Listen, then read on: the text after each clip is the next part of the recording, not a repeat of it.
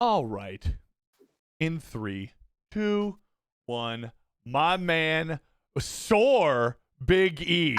Okay, soar Big E. We got a lot to talk about because you and I have not talked in a very long time. It's good to have you, man. I appreciate you hopping on with me, dude. It's good to be here. It's good to be here. I appreciate that a lot. Would you sip on a little 420 IPA of some kind? I sure am. A little Sweetwater. Dude, were you always into IPAs or did you get into IPAs once you moved out here?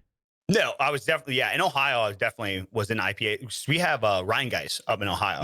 Okay. Yeah, so it's good times up there. I can't stand. I get like my stomach hurt. Some beers, period, will do it, especially like light beers. I don't know what it is. Maybe the yeast in it, the artificial sugar and some of that stuff, but it screws with my gut. Really? Like, August, we went to Ohio for the weekend, and I was drinking rum all day, good to go. I have 2 Bud Lights, and it's game like really. Yeah, I don't know what it is. Holy with that. hell! It's like all that regular beer, but so I drink IPAs. I drink what do they call these craft beers? Yeah. I drink hipster beers. I have for a long time. Dude, what it's so weird because I'm the complete opposite. If I have one IPA, I'm like, fuck, dude, my stomach hurts. I don't feel good. I don't feel good, man. A lot of friends are like that, and then it's funny too because Megan's going through this with seltzers. She's trying to find us. Every seltzer she drinks gets her sicker. Really? Cold sweats, vomit. I'm like, dude, you're allergic to something. Yeah, she's got to be. Dude, that's crazy. That's a drink that I am not afraid or ashamed to admit that I have been hammering recently.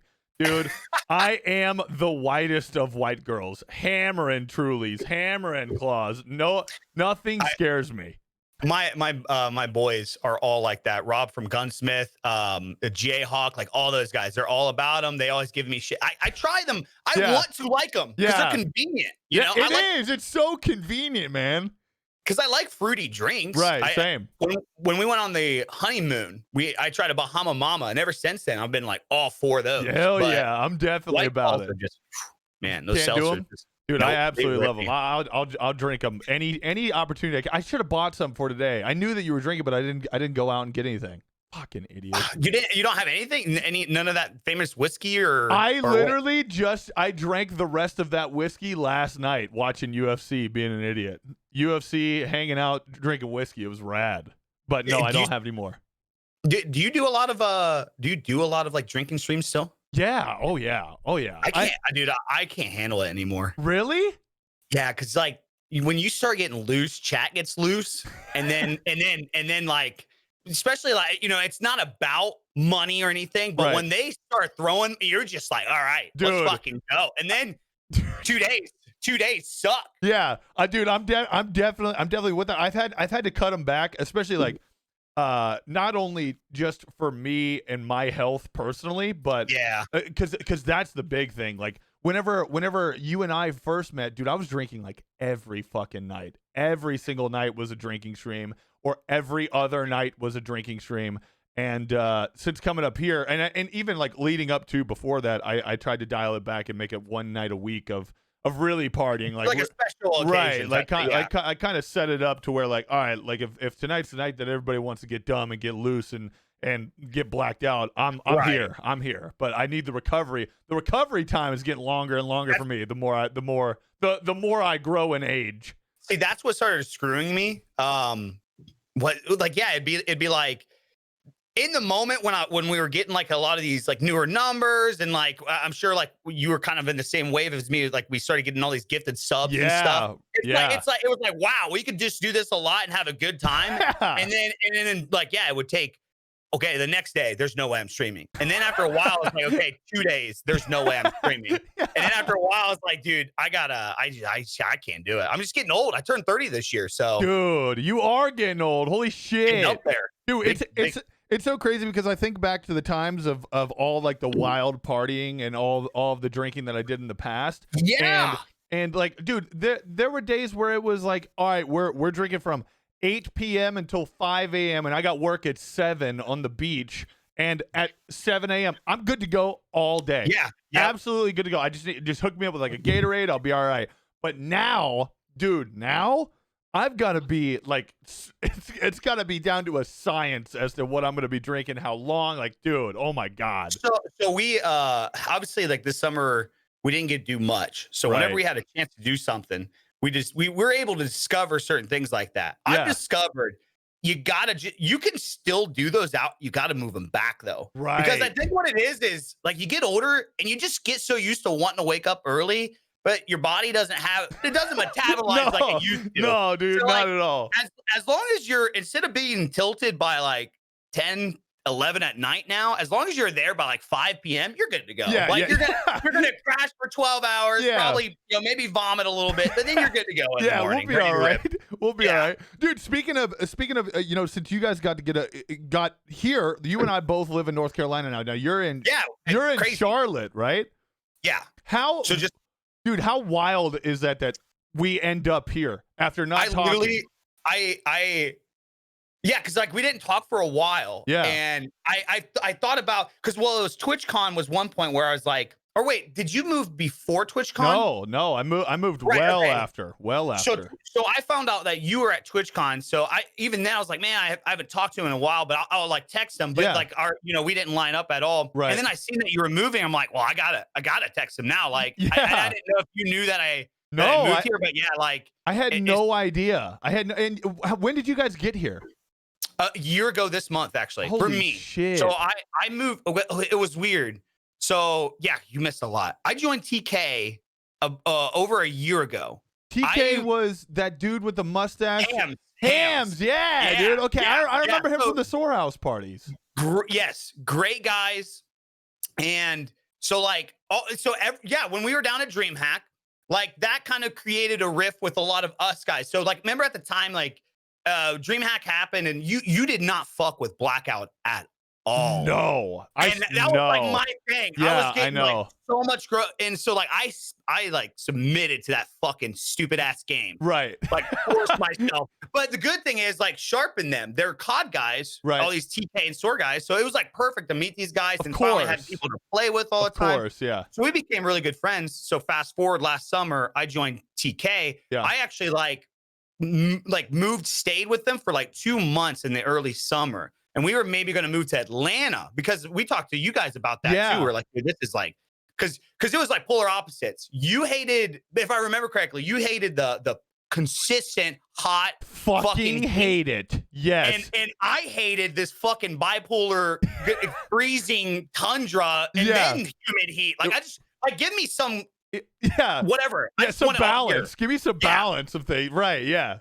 So yeah, it was like we were looking at Atlanta, and Megan just applied all over like the coast around here, Raleigh, Charlotte. She actually had a bite in Raleigh, but Charlotte's was like better. So we didn't even think about Charlotte. We were so set on Raleigh, like 100%. That's where I wanted to go, North Carolina. Right. And Charlotte bit, and we were like, it's only a few hours because we got friends in Raleigh too. Oh, okay, I got you. Yeah, that was kind of the similar thing for us. It was like we had see, again, you said it best. I fucking hate the heat. I want the cold. So we were looking at Colorado. We were looking into Portland. We were looking into I tried to sell Jessica on Alaska, and that was not. I wanted Oregon really bad, and Megan was like, "No, dude, I love it." But yeah, so we ended up. Somebody popped in, like one of my like guys who have been around for a long time. His name's J5, and he was like, "Dude, you should look into Raleigh, man. This place is great. You should. I mean, it gets hot in the summer, but it's a beautiful winter, and it's not like a brutal winter or anything like that. You get the cold. There's a bunch of stuff to do, so why not check it out, dude? We were on a flight the next week." To just check it out, and we came to see this exact house. Well, I came to see 3 houses, and all 3 of them got picked up on the flight over, dude. It's everybody's moving here. It's crazy. I've only met, and we've become pretty social, obviously with distancing, but we've become pretty social down here. And I've only met 2 people, I think, that are from Charlotte out of the 100+ people that we've met. Dude, only it's wild. Same thing. The people that we talk to here, none of them are from here. They've all just like. It's so wild. cheap here. It's so cheap. Dude, it's crazy because I'm at this place right now, and I was paying like $400 less to live in a 1-bedroom apartment back in Panama City Beach. And you got 3-bedroom there, don't you? I got a 4-bedroom. Yeah. 4-bed. Yeah, I got a 4-bedroom up here. Did somebody move in with you? Yeah, so my buddy Trey moved here up here with us. Trey. Yeah, so Trey. So Trey moved up here. Trey was in the same boat as all of us. We were all like, post that hurricane blew us up. And Irma or whatever? Yeah, or Michael.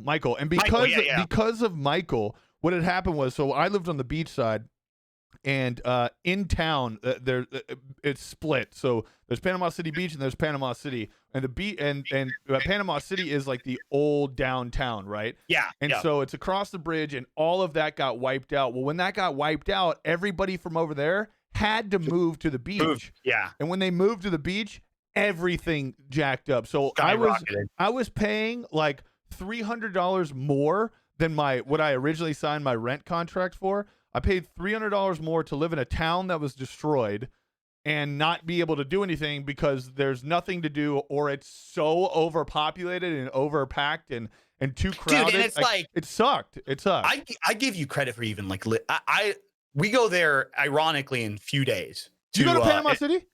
No. Oh, okay. To Fort right by there, Destin, right by Destin, Fort Walton. Fort Walton. Yeah, that's the one. Cool. Yeah. So we go there.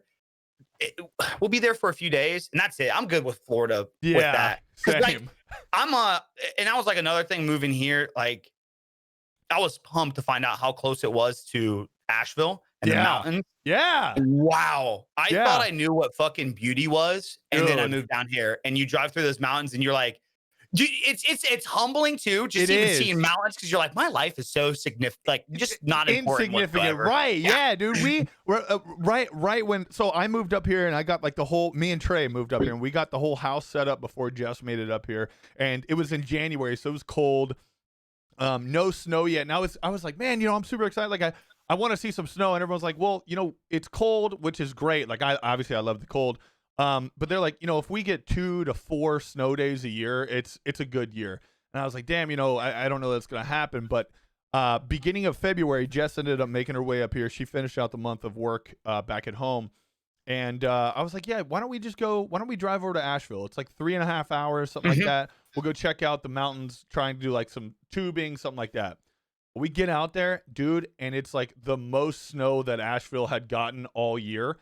And it was amazing, dude. Beautiful. It's beautiful, man. The mountains are gorgeous. It seems like everybody that I talked with up there was super nice. Like, it just overall being able to be in that environment, coming from the beach and not being able to, not ever experiencing that for more than whether it be I just like happened to be traveling or whatever, but dude, that was incredible. There's nothing that could ever take that memory away. It's just so weird. That's the thing I love about like the Smokies like area, that whole like the tri-states or quad state, I guess, Virginia, West Virginia, Tennessee, northern North Carolina. It's just so like, it's like a whole different world. It is. You know what I mean? And it's like, it's really not that far away. No, it's really not. And that I'm excited for this year. Obviously, like the Rona fucked a lot of stuff up for me. But like dude, we got here in January.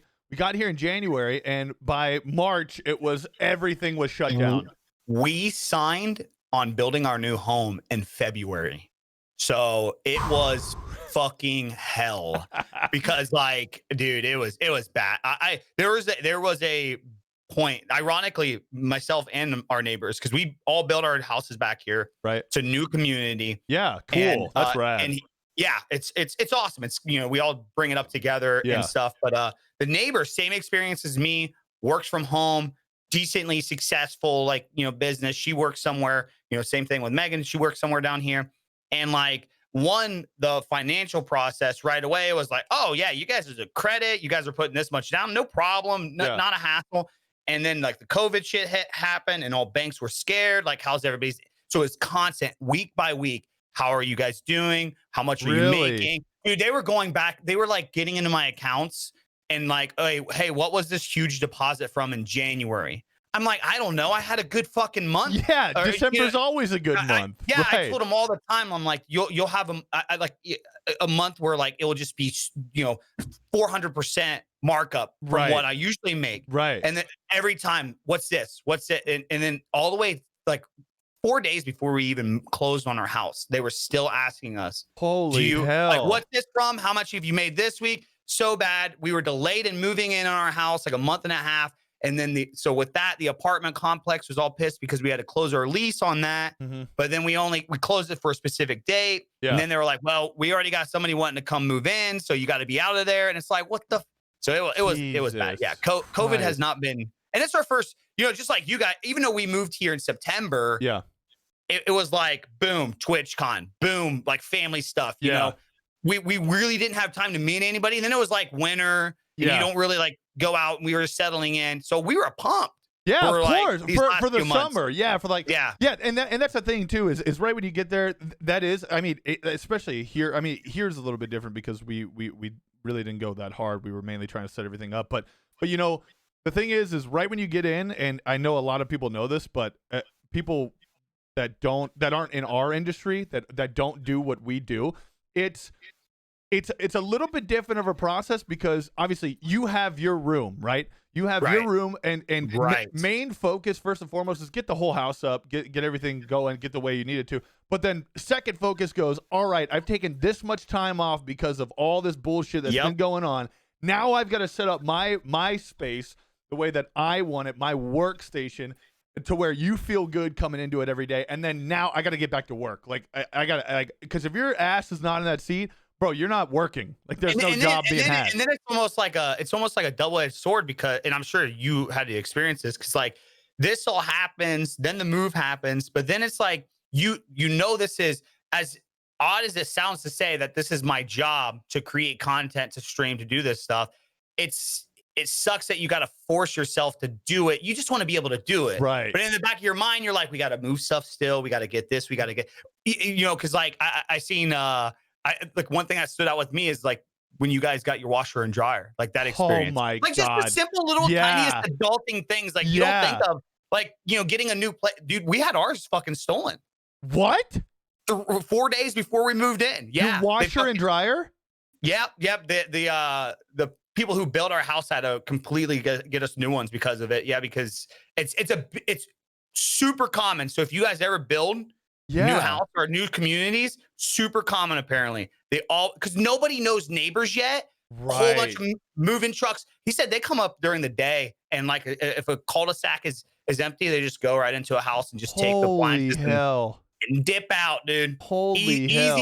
Easy money. He said That's all the time. Crazy. Yep. That's huge crazy. Common thing. How was obviously without if COVID had not fucked a lot of things up and really forced the banks to get scared, how do you think building your own house process would have gone? Do you think it would have gone even easier had COVID not been around, even with our job? Because that's something I'm super interested in.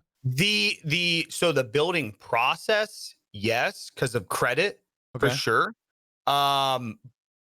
It's so weird because because of COVID, we ended up getting a cheaper interest rate last minute. Nice. So like since we signed and everything, and then COVID hit, all the interest rates started tanking, and we locked ours in at like 3%, which they said is crazy. Dude, that's and then fire. Since everybody was rushing around, we actually ended up getting our house like $10,000 cheaper because they appraised it wrong, but they had no time. They needed to get us in here because of COVID. Yeah. But with those are like just like weird situations. So like even stuff like that can happen like non-COVID.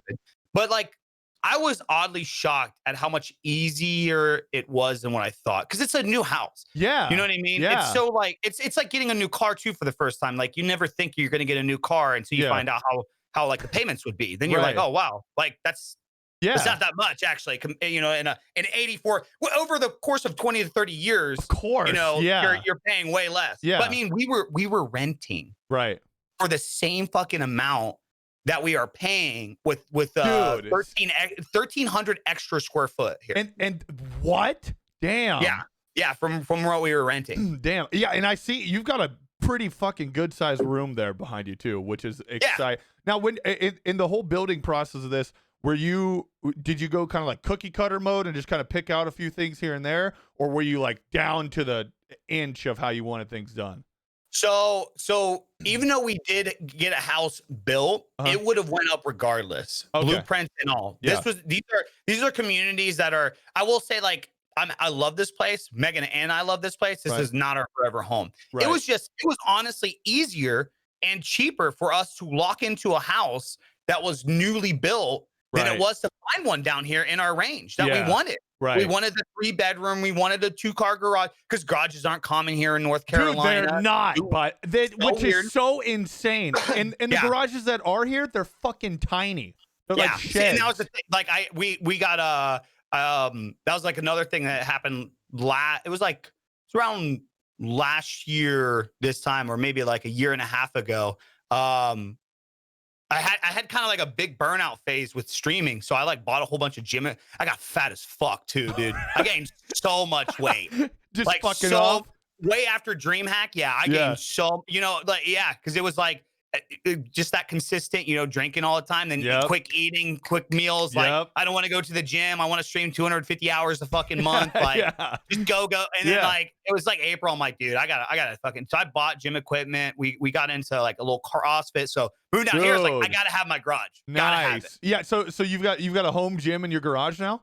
Yeah. Yeah. Rad. And work in progress. Dude. And God, you should be glad you got into it now when you did, because holy fuck, you can't find anything. You can't buy anything, dude. Yeah. Anything. I have tried like right before COVID really started to take over. I was like, all right, I need to like kind of branch out, because I was just starting to get into like hike. Like I try and hike every day. It's so much fun, man. We just got back here. Yeah, we just got back from a 5-miler. That's where we were this afternoon. Absolutely love it, man. I pop a podcast in and I just go walking. Joe Rogan? Rogan, your mom's house, anything that I can pop on, I pop on. Yeah. I fucking love it. But, I was like, all right, well, let me get into like actually like lifting weights, doing that kind of thing. And again, this was at the beginning of COVID, and immediately they were all gone. I can't buy kettlebells. You can't, and that's eventually where I went to. I was like, all right, I'm just gonna get a kettlebell. Like, there's no way everybody's buying out. That's what I thought. That's what I tried to find too, because we were still in the apartment at the time, and I had my bells and all my bumper plates in the closet. I started working, dude. I shit you fucking not. I was doing deadlifts and shit in my living room with my bars, and I was like, this is just like, I'm dragging it out every day. I'm like, it's not a good pain feeling. In the ass. Yeah. And then in your living room environment, you're like, this is my relaxing. I just want to take a kettlebell, go outside into the middle yard, and just throw around the rip it, grip. Yeah, I am the same exact way. And the second I know those on it kettlebells. That's what I was looking for. The primal bells are the ones that I want bad, and I've been on their waiting list. They came back in the middle of COVID, and I was like, I'm not gonna buy one. I'm sure we'll have some. And then in June, they had a restock. Yep, they had that restock of the primals, and I was like, no, I'll just pass on them. They're kind of expensive. And then the next day, I was like, no, you shouldn't pass on them. You'll probably never be able to find anymore. That morning, they had been sold out for fucking 8 hours. So yeah, I was gonna say it was that night, because I literally had the shit in my checkout, and I was like, Megan, I'm just gonna take advantage of this. I mean, dude, I had like the 40s, the 80s, the 90s. Like I had hundreds of dollars worth, and I'm like, I'm just gonna get them, and just to have them. They're done. Weights is one of the greatest investments you're ever gonna make. Of course, you keep forever.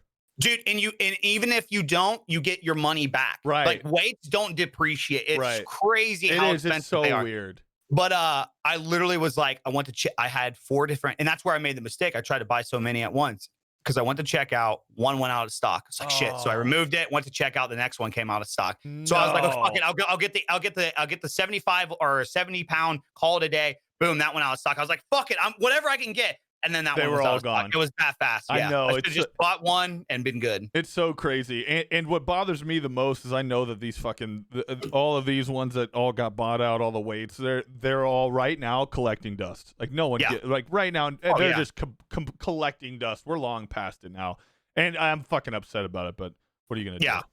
What are you gonna fucking do? Well, a lot of people also probably invested into some of their gyms, not even just home gyms, but a lot of gyms probably invested into this, hoping that they were gonna just open right back up. And right. I think our gyms are open here. I don't pay attention. I don't know. Ours are open here. We have one right near my house that I have to drive by, and I see it, and and the thing about it is it's a fucking it's like a gym you'd see in a shitty high school. Like I would not go there, and it's packed all the time. Like, dude, I'm weird. Like, must be the only one. I gotta be able to like, and I gotta like go bang out at the gym. You know what I mean? Like, I just.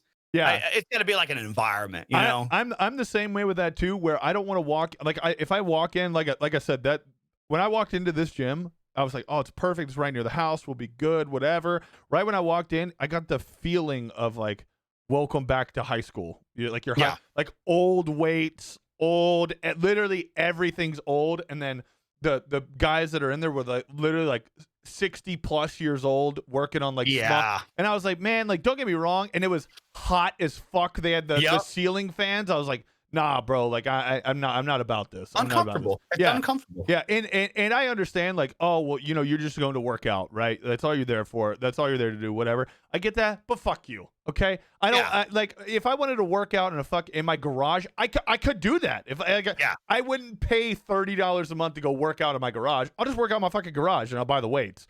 So no, fuck that. I'll never do that. Well, that was actually one of the deciding factors, because we were paying the whole time I gained all this weight and I was streaming and stuff. I had a gym membership that I was paying for both Megan and I. Yeah. And like just one day, I got pissed because I went in there one day and everything was just all over the place. And I'm just like, I'm fucking done with this. I'm just going to buy my own shit. Because if I buy it, then I'm going to be forced to use it. Yeah, because you got the money in it now. Yeah, right. Yeah. Oh, yeah. And at first it was like, holy shit, we just spent this much. But then you do the math and it was like 9 months worth of the gym membership went into like the almost equipment everything. that I want. Yeah. Yeah, the equipment that I want. Yeah, exactly. That's so fire. That's definitely on my list for future homes, is having that in-home, even if it's in the garage, dude. I have no problem sweating it out in the garage if I'm doing my own thing. Right? I don't have to wait on anybody for using weights. I don't have to deal with other human beings, especially in the time we're in right now where human beings are fucking so dumb. God, people are so stupid. Dude, today I was at, do you guys have Lowe's there? The grocery store? Lowe's, the grocery store? Have you ever heard of that? Wait, Lowe's, the grocery store? Right. It's not like the, I was like, wait, why are you saying Lowe's like that? Like you guys don't have a Lowe's down south? No, the Lowe's, not the home improvement store. There's a Lowe's grocery store here. Okay. And anyways, it's like a nicer Publix, or like a nicer Publix. Yeah, dude. Like when you walk in, they have a bar that you could sit at, and they have cause correct me if I'm wrong, because I remember Publix being down in Florida. Yeah, Publix. But I don't remember Publix being that nice in Florida. At least where we are, they're stupid nice here. The Publixes that we had that were in my area were always very nice.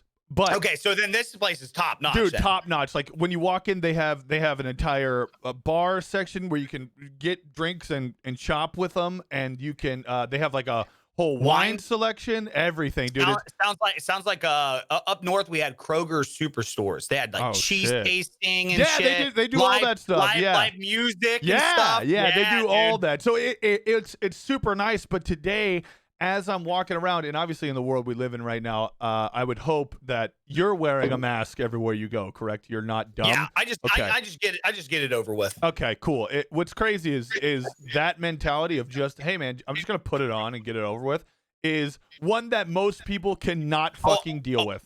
Ohio's really weird right now. Is it really? Yeah. It's just habit here. Like everybody's got their own stance on it. Yeah. We wear it. We just wear it because it's just like, just wear the fucking mask. Listen, I just put it on. It's fine. And you know what? Like, so I get really bad for some reason. I get really bad heartburn. I don't know if you remember that. GERD. Yeah. I got that. Yeah. So for some reason, when I have my mask on full tilt for a while, I don't know if I'm not getting enough oxygen or whatever, but I'll start getting really bad acid reflux while it's on. Really? So like, all I do is I keep it on and I'm walking around nobody. Yeah. Like I'll just let my nose hang out a little bit, breathe a little bit. I fucking hate you. It's like somebody's coming. Boom, nose back up. Okay, well, at least you do that, but I fucking hate you for it. Because today, this motherfucker, I was waiting on sandwich meat. Today, This dude walks up and he's upset because somebody didn't give him the proper kind of sandwich meat. And the dude walks up, takes his mask off around all of us, and then is casually talking with somebody. No, and I'm yeah, no. I'm like, what the fuck is going on? Does anybody else see this? I turn around, and this lady right here has her mask on underneath her chin, and she's casually sipping coffee. I'm like, what are we fucking? What is the point? Like, just don't even fucking wear them. Just don't even wear them. Why are you even using it as an accessory? Fuck you. I remember the first time being in the awkward situation of being in a store and getting the coffee first. Nope. And being like, wait, I can't drink this yet. Nope. And Megan's just like, it's fine. I'm like, no. Like my whole thing is like, it's just not that tough to do. It's like not. Just fucking deal with it. It's really not. Because here's the thing, like, because I hear I'm a neutral guy. I don't know if you remember all that. I was like politics or any of this. I just try to stand neutral. And a lot of people all the time like, it doesn't even do anything. Well, you're not a scientist or a doctor, so I'm not gonna fucking listen to you, dude. Yeah. But it's like, okay, well, if it doesn't, then we should be able to get it. Like, there'll be a point where there's like, okay, hey, you know what? Yeah, we're right. This is stupid. Take them off. We're not stopping it. Like, it will happen. Just like, 4 months ago, they were like, oh, they don't matter at all. And yeah, it's like, Jesus Christ. Okay, we'll figure it out. It's only, it is 6 months into all this shit. Like, it's crazy that it's been 6 months, but it's like, it's only been 6 months here. Yeah. Guys. Like, I know. My biggest thing is dude, like, I just put it on regardless. And I put it on as just a thing for me. I don't look at it like these fucking left wingers who are like, dude, they're taking away our fucking rights and is that left? I thought that was. I don't know. I don't know either. I don't care. Like, I just don't care. That's how, whatever it is, whatever side it is, when we went to Ohio, out of just habit, we put on our face masks, right? And we walk in, like, and her family was like, oh, following the sheep. And I'm like, Jesus dude, like, Christ. Is it really like that hard, dude? It's really not. I got a dirty ass look from a lady because I was wearing a mask and she wasn't. I'm gonna go ahead. She wasn't wearing a mask and she gave me a dog shit look for me wearing a mask. Being like, what are you doing? Like, I remember seeing you tweeted or something about that, right? Fuck you, lady. God. Yeah. Fuck you.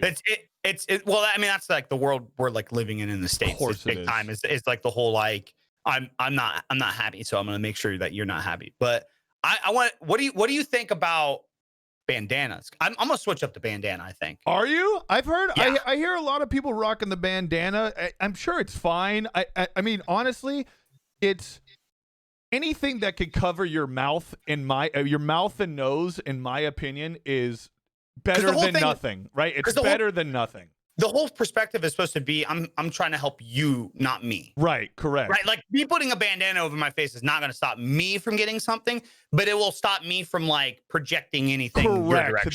That's what I'm understanding. Again, I'm not a fucking scientist. I'm not anybody that has anything to do with the medical field. But yeah, I'm definitely with that. You know what I'm pumped about with all this? One new trend that I'm excited about with everything.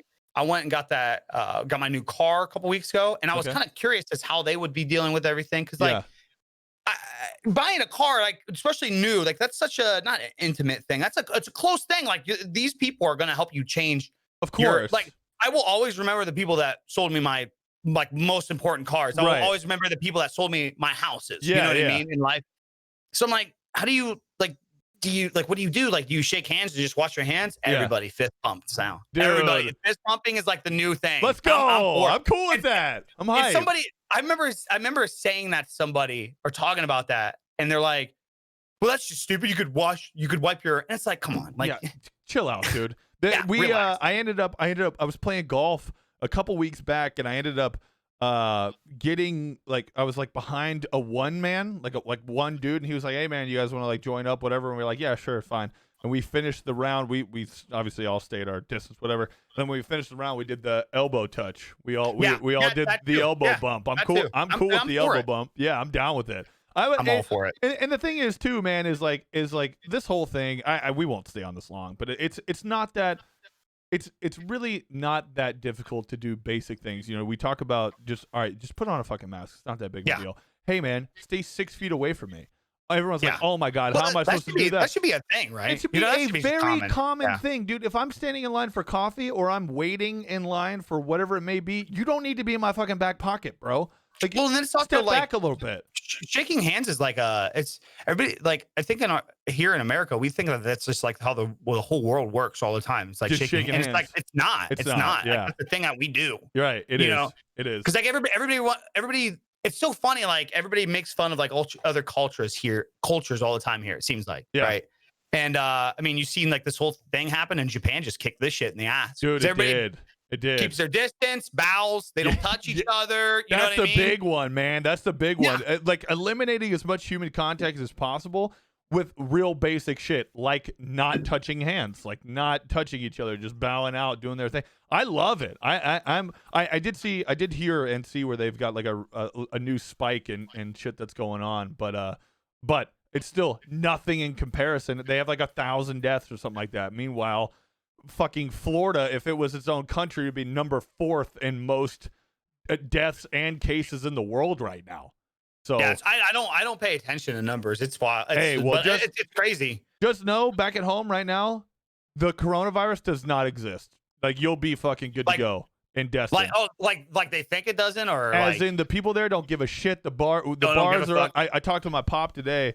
He was like, "Yeah, man. When are you coming down?" And I was like, I don't really know." He was like, "Man, dude, they opened up like a whole new like bar thing, like this whole like area where they've got food trucks and live music. And there's a bunch of people out here, man. You ought to come through." I'm like, "God, how many of them wearing mask?" He's like, "Oh, none." I'm like, "Oh, that's pretty cool." Like swamp them down there. Just who gives a shit? Everybody's there to party, man. It doesn't matter, dude.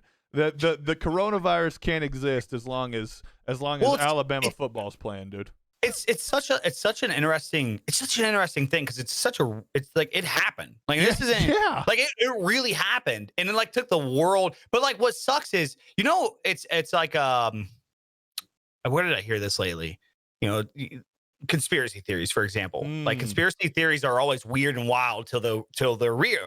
Right. And that's what makes them so dangerous because there's so many that are just so crazy. Yeah. But then there are a lot of, like the whole Epstein thing. You said somebody like 7 years ago, like, hey, there's multi-billionaires like taking advantage of little children all around the world. Going to this fucking island and You're fucking high, dude. Yeah, dude. Bro. Really, and the president's involved too. Oh, get out of here. No, and well, it's sure true. As shit. God. So it's like what sucks right now is everybody has an argument anymore. Like the COVID is so real, but it amazes me how many already like this is also like government push for public agenda. Dude. And then but then you do what sucks is that happens, and then you do have corrupt places that because I don't know if it wasn't North Carolina. I think it might have been Florida. Somebody got busted for exaggerating numbers big time. Like they got fucking caught doing that. Yeah, I heard about that. That happens with anything. Of course. With anything. Of course. Tobacco, AIDS, cancer, because there's so much funding. Yeah, right. Medical everywhere is corrupt. But then something like that happens and it's automatically, boom. Well, it's all fake. It's all fake. Dude. Because that one, oh my God. That's what's feeding the fuel right now. Dude, people are just trying to pinpoint one little thing to each argument. It's like, dude, it's real. Yeah. Like the whole world doesn't fake this. It's like fucking exhausting is what it is. Yeah. It's exhausting hearing all of the, don't get me wrong. I'm a big proponent of, I'm a big guy who's all about conspiracy life, right? Love them. Love it. I'm all about it. But let me tell you right now, I can without a question guarantee you that this is real and it's not a conspiracy. Yeah. Okay. Yeah. These numbers are not fucking being faked. These matter of fact, and it's not a whole lot of my business to be speaking on stuff like this, but Trey's grandfather or step grandfather and his grandmother both currently, one just passed of COVID and one is in critical right now of COVID. So like, hey man, this thing's not fucking fake. What? I had friends that had it. They were with top 50 in Ohio that got it right away. Now it was they lost taste and smell. Yeah, that was it. That's scary, man. I would have. And they're fucking alkies. They are they are drinkers. Don't fucking live life. So I would have expected, but I think that's what in itself makes it like dangerous. It's just so like You don't know. You don't know. You don't know. And that's what makes it so terrifying to me is one, you don't know. Two, and then two is I don't know what information is real. I don't know what information, like we live in a world right now where a worldwide maximum amount of information is at our fucking fingertips, right? It's ridiculous. And it's such an incredible thing to think about. Like, dude, I have the whole world at my fingertips right now. I can look up anything, no matter what. But that poses a threat in itself. Is it becomes okay? What do I fucking believe?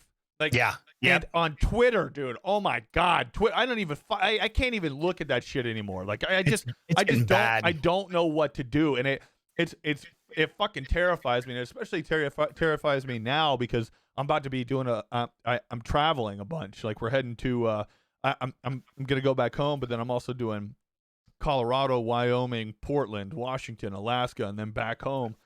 And it fucking terrifies me because I need to know. I mean, I'm gonna do what I already know what to do when traveling. But that's the scary thing. Not only are you higher chances of catching it, but that's where a lot of there's like a pretty common thing of some people that's gotten it kind of more severe. Mm-hmm. Their bodies were kind of not in the routine, right? Because because that's a big thing. So your immune system, you need to be rested, sunlight. You need to be. When you're out of the loop, you know what I mean. You're susceptible for things. That's why you remember TwitchCon. Was this your first or second? This is my first TwitchCon. First TwitchCon this past year. How many people talked about the TwitchCon flu? Around you? No, you're the first person I've ever heard it. Oh, really? Like, when I was there, everybody's like, "Oh, you're gonna get sick after this weekend." I'm like, "Really?" And they're like, "Everybody gets the TwitchCon flu." I never got sick. I never got sick either. I was in the G Fuel booth all weekend. Yeah. So many people got sick. Really? I don't doubt that. So many people traveling. You know, but what's interesting about that is these were all people that also like flew in Friday and then left like Sunday. Dude. I don't know about you guys. Like, we flew in early and I left late. Yeah. Like, I was like, if I'm doing this, I'm getting a vacay out of this. Yeah, if I could go back, I think we did. We got in on Thursday, and then Friday we got in Thursday. Then Friday was the day of shit to do, and then Saturday, Sunday. But we left Monday, and if I could go back, I would go Wednesday to Wednesday. We did Wednesday. Yeah, it was tough. I would go Wednesday to Wednesday if that ever happens again. I don't know. Do you think they're gonna have? Do you think it's gonna be? You think 2021 we're gonna have one? No, I think 2022 everything will come back. I think so too, especially all those dream hacks just got canceled too. It's funny. I remember the first 2 weeks into this, a couple of people in my chat had a huge argument with me because they're like, "Give it a month, everything will be back to normal." I'm like, "This changes so much." Yeah. Well, you know what? Like, the sucky thing is about this, we all have our opinions and feelings, and like, you know, I watch numbers on other things in life, and I pay attention to health on other stuff. But here's my thing. Like, this whole thing shows, to me, it's just like, can you just all do this so that way we're ready? If a Spanish flu breaks out, we're fucked. We are like a real Ebola outbreak, a real SARS outbreak. We are legitimately fucked at this point. 100%. Yeah, because we couldn't even deal with like whatever anybody wants to say about it. This is not as bad as what those things could have been, right? But it is still worse than what we've dealt with. But it's just all argument and like. Yeah, we couldn't handle something like that. So it's sad to see that, but I think after a while, like, everybody's just gonna think, whatever, we'll just get back to normal. Right. I don't know if this is true, but have you heard about in New York City how they've found cases of the Black Plague? So this is interesting. Apparently, there's cases every year. Really? Okay, I didn't know. Yeah, because I seen that, and it was another one of those like 2020 headlines. I'm like, you got to be fucking kidding me. Yeah, it was something like because of the lack of people working and doing things, the rats were like eating themselves and shit. Like, because they say that there's like 8 rats to 1 person in New York. Dude, so bad. Dude, that's vermins are bad there. Dude, that's so scary. But apparently, although very rare, right? Up to thousands of cases worldwide a year get the Black Plague still. I didn't know just that. not. That's so scary as fuck. Yeah, because it's called the fucking Black Plague. Yeah, dude, it wiped out a lot of people. Millions. You know, that's just the most obnoxious argument from a lot of this is like, it's not as deadly as that. I don't know. It's you know, both sides of everything right now have such good arguments. And it makes you really, it's like dieting right now. One person will tell you low carb, the next person will tell you low fat, and they're both healthy people and they both have good points. But it's just like, who the fuck do you believe? And then now you're anxiety ridden because you're like, well, fuck, I want to do both. I just want to eat everything. Yeah, but you can't. You're not allowed doing that. Yeah, you're not allowed to have fun. You're not allowed to treat yourself. God damn. Yes, but fucking world we live in, man. For the events thing, I think I don't know, man. We're human beings. People are gonna get it. People are gonna get over shit real quick. Yeah, I saw a pretty funny meme a while back that was like, how American of us to be bored of the COVID, and henceforth the COVID is not a thing anymore. Yeah. I don't know, man. I don't know what's gonna happen. I don't know if I gotta just switch my mindset up. Yeah, I don't know if I just gotta switch my mindset up and be like, fuck it, everybody's gotta get it and gotta get over it for us to make it past this, or what? That's where I'm like, you know, and that was like my whole thing before is like, I was like washing my hands and wearing the mask and stuff. And it was like, I don't want to get anything, dude. I don't want to get the flu. Yeah. Like, I just don't want to get sick in general. I don't want a fucking headache. You know, and it's like, I don't know. I'm so torn through all this stuff because back in 2018, early 2018, because I wasn't like, I just started transitioning into the whole streaming thing more. I had taken a job at a company called Tiger Fitness.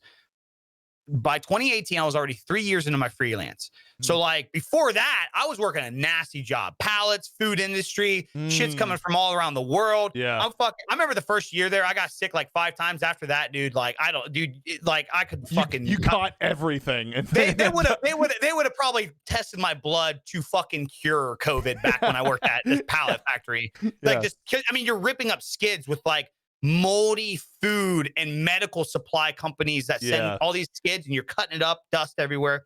But so great, crazy immune system, and then boom, I'm always in the house, always sitting down, never like, you know, I was working out at the time, so I start working at this place, Tiger Fitness, and these people will travel the world.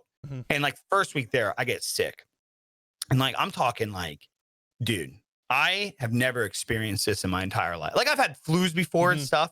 But like, you know, not to get too personal or anything. I mean, I think it's common human nature. You get the flu, you get the stomach bug with it. Yeah. People usually puke, vomit, shit. Their fucking brains hard. out.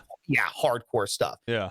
None of that. Lethargic, losing like 4 days bedred of like 100+ degree temperature. Just, I'm like, I'm like, my stomach hurts. I feel like I should puke.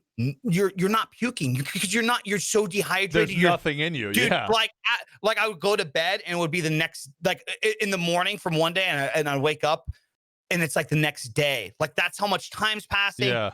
2 weeks total, like out of commission. Because after that happens, and you get the cough and everything. Yeah. And nobody ever talked about anything. I was like, oh, I got a bad case of the flu that year. Right.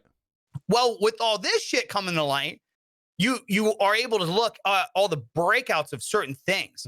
In 2018, right around the same time, there was a huge outbreak of this weird H1N3 swine flu. Yeah. And I never heard about it. Yeah. But like, I clearly fucking, because it was like that.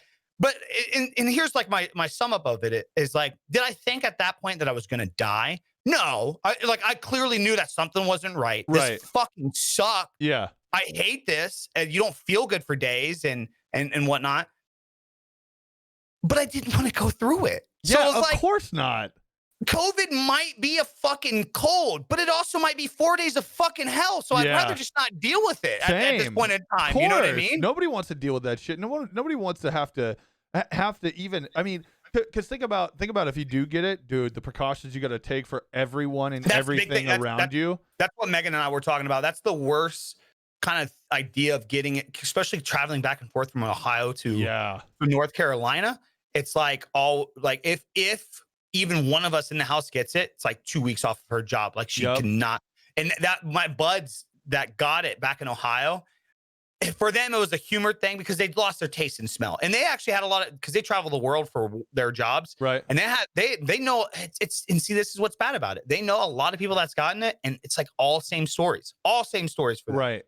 Barely common cold symptoms, lost taste and smell. So it obviously affects them differently. You know, they've gone through it and it was nothing for them. Right. Yeah. And there's other people that just get wrecked, dude. The biggest comparison is like Joe Rogan's Bud, who's like a young, healthy, active, fit comedian. Yeah. And like nearly died. And his mom got it and kicked it in a day. Yeah, it's so crazy, man. It's so crazy. The symptoms across the board between all the different age groups of like who can beat it, who's not getting it, who is getting it. It's fucking crazy, man. It's so insane. I don't know what to do anymore. What are you taking any supplements daily for your just overall general health or no? I take my vitamins. I try to make sure, but fruits is big for me as I'm suckling down a beer. But fuck it, whatever. It's Sunday. I try to make sure I get fruits and veggies in every day. Right. I really I don't, dude. Ever since moving down here, I'm sure you were already a man of this culture. I feel like when we went to DreamHack, you were way more cultured than me. Juice presses. Yeah. Life changing. Big changer. We didn't have that in Ohio where we were. Really? Yeah. We have one at home too. We do like we got one now. Yeah, here we do those, and I'm big on smoothies. So like a normal meal for me will be like I try and do like a bigger portion of some kind of meat, whether it be like chicken, fish, steak, and then I'll do like a small amount of veggies, and then I'll do a big smoothie, and I'm fucking in love. But I love it. I just recently started taking. So I've been hearing that vitamin D is the big one. Everybody says get out in the sun, do your thing. So I started taking vitamin D. Here as of like the past week, I started taking zinc. I had zinc here at the house, and then I also magnesium. No, I should look into that. Yeah. So but then I also take lion's mane mushroom. It's like a capsule. It's in capsule form, but it's lion's mane mushrooms. And what's this good for? So it's good for your memory and nerve reproduction. So like interesting. Yeah, it's something you should definitely look into. It's something that I just got hooked on. Like all of these things that lion's mane mushroom. Like it's a fucking weird plant. But anyways, I started taking it. I think I feel better. I don't know. It could be a fucking placebo. I have no idea. It could not be. It could not be. Too. I feel good taking it. I take 2 a day. I'm cool with it, and I take obviously all the other shit. I worked in the supplement industry for 2018. I worked for a supplement company. Which one? Tiger Fitness. That's what that company was. Okay, yeah. So we made brands. We made like MTS Nutrition. We made there's this protein bar. It's called Outright Bars. Like we made all those things there. Oh, but while I was there, like obviously they know everything about fucking everything. Of course. There. Everything about everything there. And a lot of shit can be a placebo, but there's benefits for so much stuff that a lot of people would be like, oh, you're just blowing smoke out of there. Vitamin D's the first thing you said was vitamin D. Yeah. Well, that was like the big driving factor about Ohio. That was huge driving thing. Cause like when we got back from DreamHack, it was like a really bad week because that's when the season hit for Ohio. And season depression for Midwest is so real and it's so bad. I know. I've heard all about it. And I literally like emotionally broke down. Well, it was like a bad fucking week. Right. Dude, I never met any of my buds at an event. The event we went to was the first event I ever went to. Right. And then I finally got to meet all like my sore homies, these TK guys, you guys, like you know, aside from some of the people that came to my wedding. Yeah. First like friends online that I ever met. And right. Like the guys I've known for like 10 years. Yeah. So it was huge. It was huge. Then you come home to this little small town. Oh, and you're bummed. Like when you're at this place, you got people talking you up and your content and everything. Of course, yeah. You're on top of the world. So then you go back home and you're back in your little town where nobody gives a fuck about you. Boom, the season changes. Time changed that next week too. So we lost the fucking hour. Oh, dude, sleep schedule's fucked. First sub apocalypse hit for me. The first one I experienced, and I was just that first night where like. Because I was still vlogging at that time, and we went to go do a vlog, and it was 5:30, and it was sunset already, and I like broke down, and I told Megan, I was like, I love you, but it's me out of here in the next 2 years or us out of here. Right. You can choose. I was like, I can't stand having a life where this fucking area dictates how I feel. Right. Because it's so real. It's so real, dude. Like vitamin D is I can imagine. Huge. I can imagine, dude. I absolutely can imagine. I've heard all about it. Thankfully I've never had to experience it, but you know, I can definitely understand where you're coming from without a doubt. Because I've heard plenty of people that are in the same boat that things start to pile up, and then the shit that and it's a lot of things that you really can't control. And then, yeah, exactly. And it's nobody's fault. Of course not. And then obviously Mother Nature does her thing. And then, it just, that's the thing you really can't control. Yeah. And then it all just piles up. When it comes to streaming, okay, you dip in viewers, you dip in numbers. Okay, well, let's change some things. Let's try some new stuff out. Right. That's what I've learned in the last couple of years. And then, when it comes to like maybe your relationship, maybe you and a family member or you and a person aren't doing good, you could talk things out. When it comes to Mother Nature, you are, and then you're such a victim to it, and then it makes you feel less of a human because you're like, wow, I have no significant control over nothing. A lot of things. Literally nothing. Literally nothing. It's so. But then we realized the South, and we were like, oh wait, I do have fucking control. Like we're just dipping out. Yeah, you could just move. And that's exciting. I'm glad you like where you're at right now too. It's so rad. I love this area. There's no I can tell you do. I love it, man. I absolutely love it. I'm so jealous where you are, because like one thing that I envy about your move was it seemed like you got to get there. And I'm sure the move wasn't easy, but like you just went, and then you're like living the culture now. I see you you're learning spots where to eat. The thing that sucked about us was like the first 9 months of us being here, like we were renting knowing we were going to move, so we didn't get comfortable. Right. So it was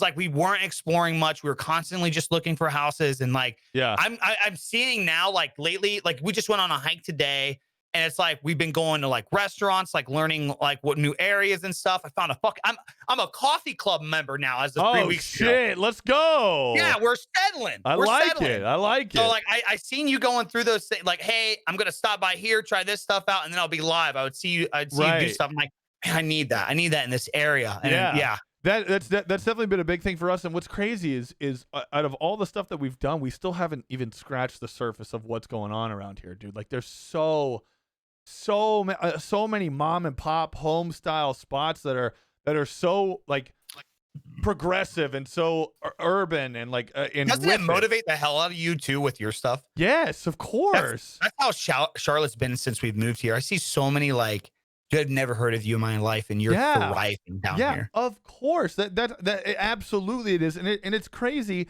It's crazy what little things do to inspire and to motivate, and it's crazy. Some of the most basic shit that you can do, like I talked about this here recently about trying new things. So like one of the biggest things for me is in this new area we're in. I mean, you're in a fucking new area. Try something new. Do things you've never done. And some of the most basic things that you can do that's new is, for me personally, is trying new food, right? Yes, yeah, 100%. New food is something that is one of the easiest things that you can step out of your box and try and go, damn, maybe I like that, or damn, maybe I fucking will. I still hate that, but now I could say that I've tried it and not like, you gave it a fair shake. Right. Yeah. And so for me, like stepping out and doing those little minute new things translates into bigger new things in everyday stuff, with streaming, with making YouTube videos, with doing podcasts. Like, I mean, something so little translates into something so big, where and it's incredible. And this area is an area that gives you the opportunity to be able to try the new things, especially for me coming from a beach town, now being in the mountain area. Like I love it, man. There's so much like, quote, like basic inspiration everywhere. Yes. But that little shit, again, that you do the little things right, you'll do the big things right. So you try the little things, and then the bigger things will change too. I love it, man. It like feeds off each other. Of course, absolutely. Yeah, absolutely. It's really contagious. There's something about it in your brain, man, where you put yourself in a mindset of trying new things, and then you do try something new, and say that new thing goes well. Well, that will stimulate and translate into something else. Oh, well, shit. Well, I tried this. Why don't I try that? Like, and it just, you're right. It just feeds off itself. The first or second video I made here in Charlotte ended up, I've had this YouTube channel for coming on like 5 years now. Right. And one of the first videos I made here in Charlotte is now my most viewed video on my YouTube channel. It's fucking awesome. And it lit a fire this year to drive me to make more videos. And then like literally within a 3-month time frame, I went from, because I know you'll be able to relate with this. Like I was in a bad kind of place when we first came down here because streaming was my biggest form of revenue. Right. I wasn't making shit from YouTube. Of course, yeah. And I didn't think you could. Yeah. I really didn't think ad revenue was shit and anything. Right. And so moving and then worrying and like you can't perform, you can't be yourself, you know what I mean? It's just, and people can see that, and it doesn't bring up the environment and whatnot. It was like really kind of like hard for a couple months first, like moving and settling in and trying to find places and stuff. Right. And then we got in a routine, and then that video started doing well. I'm like, man, I'm gonna dial back on streaming a little bit. I'm gonna do some YouTube a little bit more. Right. Okay. And it fed off each other, yeah, like you said. And then like Twitch would do good because the YouTube video would do good. And they then all correlate. Dude, it's fucking wild. They all correlate. And dude, I will say, it's I want to take a second here to compliment a few things, because the work ethic and the quality of the product that gets put out by you is, I appreciate that, dude. It's been on point. And what I mean by that is something will happen in this community, in this industry that we're in. Something will happen, say, Alinity, the whole Alinity meme. Yeah. Okay. Yeah. That's one that sticks out perfectly to me. But I mean, we're talking that happened, and 2-3 hours later, a high quality video meme is now circulating, that you made is now circulating through the Twitter sphere, where I'm getting it linked, or where someone's tagging me or showing me that, like, yo, did you see this? Like, this is fucking actually funny. Like, this is actually funny. So seeing the way that you jump on to the trends that are, or to the drama, gossip, whatever it may be, right, that's happening in the industry, and then being able to put out a video that's not only quality but quantity of all of them has been so crazy. Like, I don't know how you throw those up so quick. You know what's hard is, like, I actually tried one the other day. I can't do stuff when it's like something not worth like talking about, and that's what's so tough. Yeah, I can't, like the You Betcha guy. I can't do that. It's like he comes up. I don't know if you know who I'm talking about. Oh, You Betcha. Of course. I don't know how the guy's like that fucking, or Trevor Wallace. Yeah. Dude, all the, like, the puns that they come up with, and I'm sure it's repetition, and like maybe it's just something I need to keep doing, and like we all need to keep doing to become better at something. But I get so mad that I can only do stuff when it's like popping, but it's usually the things that piss me off that inspire me. Right. And that's another driving force to because there's that sense of pride. Like, there's that sense of pride in what you do. And so, like, and again, I'll go back to the Alinity meme, like, how is this person still doing? And so, of course, that lit a fire. Like, that makes you mad, which in turn turns into content. All of that. I almost, I think it would have probably been a nail in a coffin for me, maybe at some point, or maybe a grave dug for me. I almost had one, like, I was ready to put it up for when she had the breakdown recently, and I was like, internet cannot handle it right now. Right. They could not handle it. Because I don't know about you, but I was not a believer. Right. Of course. I don't know. I don't know. I don't know, man. I know it's treading some treacherous waters talking about it, but it is. But hey, that's the best part about these podcasts, shooting the shit. Who gives a fuck? What? Right. Here recently, I've been in that same boat where I've wanted to maybe tweet something or post something, anything all the time, and then you just don't. You kind of like delete it, or you like. You type it all out. You have everything ready to go. You're about to press send, and they're like, maybe I made that mistake tweeting 2 months ago. Really? When I talked about cops, dude, hundreds of followers gone overnight. Just really? Dude, people fucking mad. That's a tough line to tread right now. Lost. And I try my best when I do a lot of these things. It's like the Linity situation is a good example. She blocked me right away. Right. But if you watch the video, I don't fucking say anything mean to her. Nothing negative. Nothing negative at all. Yeah. Nothing that is obviously, dude, you threw your cat. I'm not telling you you're a bad person. I'm making fun of Twitch. Right. We're saying she's not a bad person. Right. But if I fucking take a beer while I'm live and say cheers, thanks for that sub and drink it, right, you'll fucking kick my ass right off there. That's what I'm memeing. Exactly. And that's the thing too. There is it was all purely satire.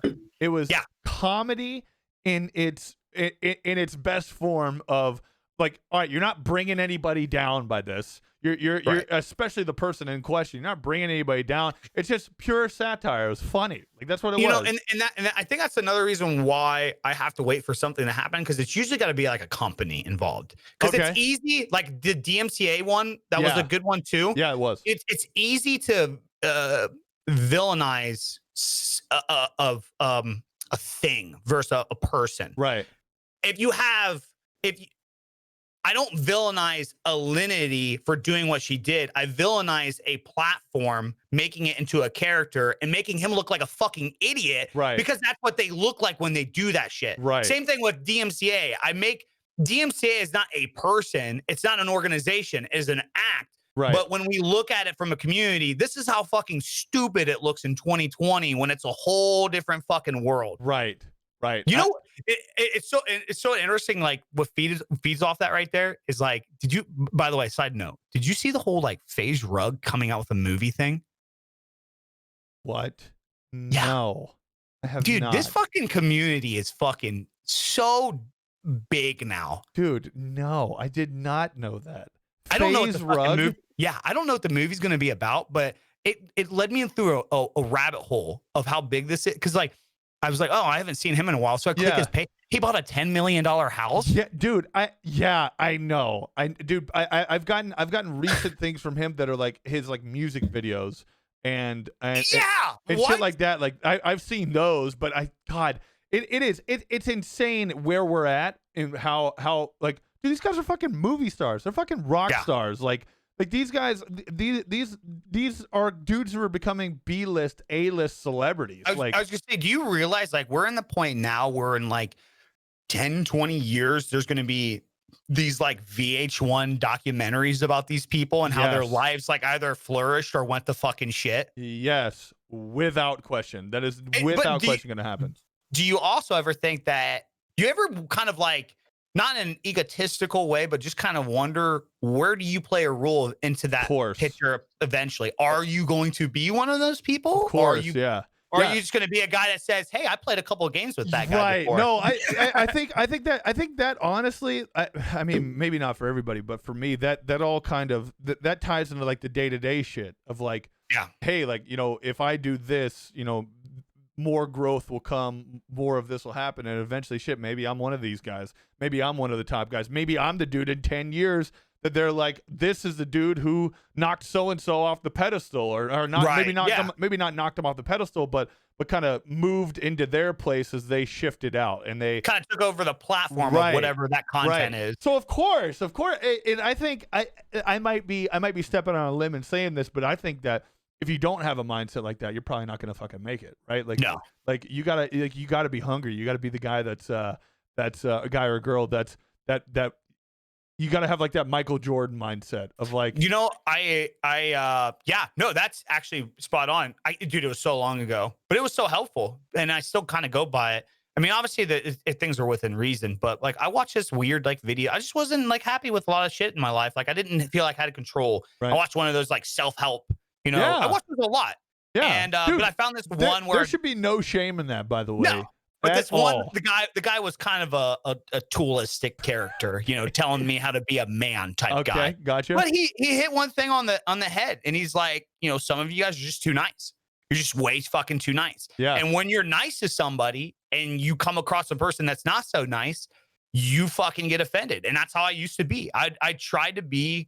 I'm a ranter. I fucking say what's on my mind, but I kind of cared too much for people in the past. Right. I think everybody's been in that same mindset in that state before. And in this industry, you got to have that balance. Right. You open yourself up. It's like a good example. I'm sure you've gone through this. You ever had those periods where you start finding these viewers in streaming, for example, and you host them a lot, and then they start treating you nicely, and then you stop posting them, and then they don't talk to you much anymore. It's like it's that kind of affection, that kind of affects big time in this community. Yeah. And it's understandable, but I just started getting to the point where sometimes I'm just like a non-hoster anymore. Like if I don't have a homie on, guys, I'm heading out night. I'm not gonna hunt down somebody. I'm the same way. I gave up on that a while ago, but I talking to that, I gave up on that because I didn't feel good about hosting. Don't get me wrong. I'm a big fan of people who go out and who search the directories for new people to host on a whim, right? For new people to host on a whim. That's amazing. Like the people that do that it's great. But for me, I hold, and this might come off douchey, but I have like a set standard of what I want the people in our community to want to be a part of, right? And so if I'm scrolling through and I click on I just click on the first person, generally speaking, I'm drawn to obviously good quality camera and some lights, something to get my attention, right?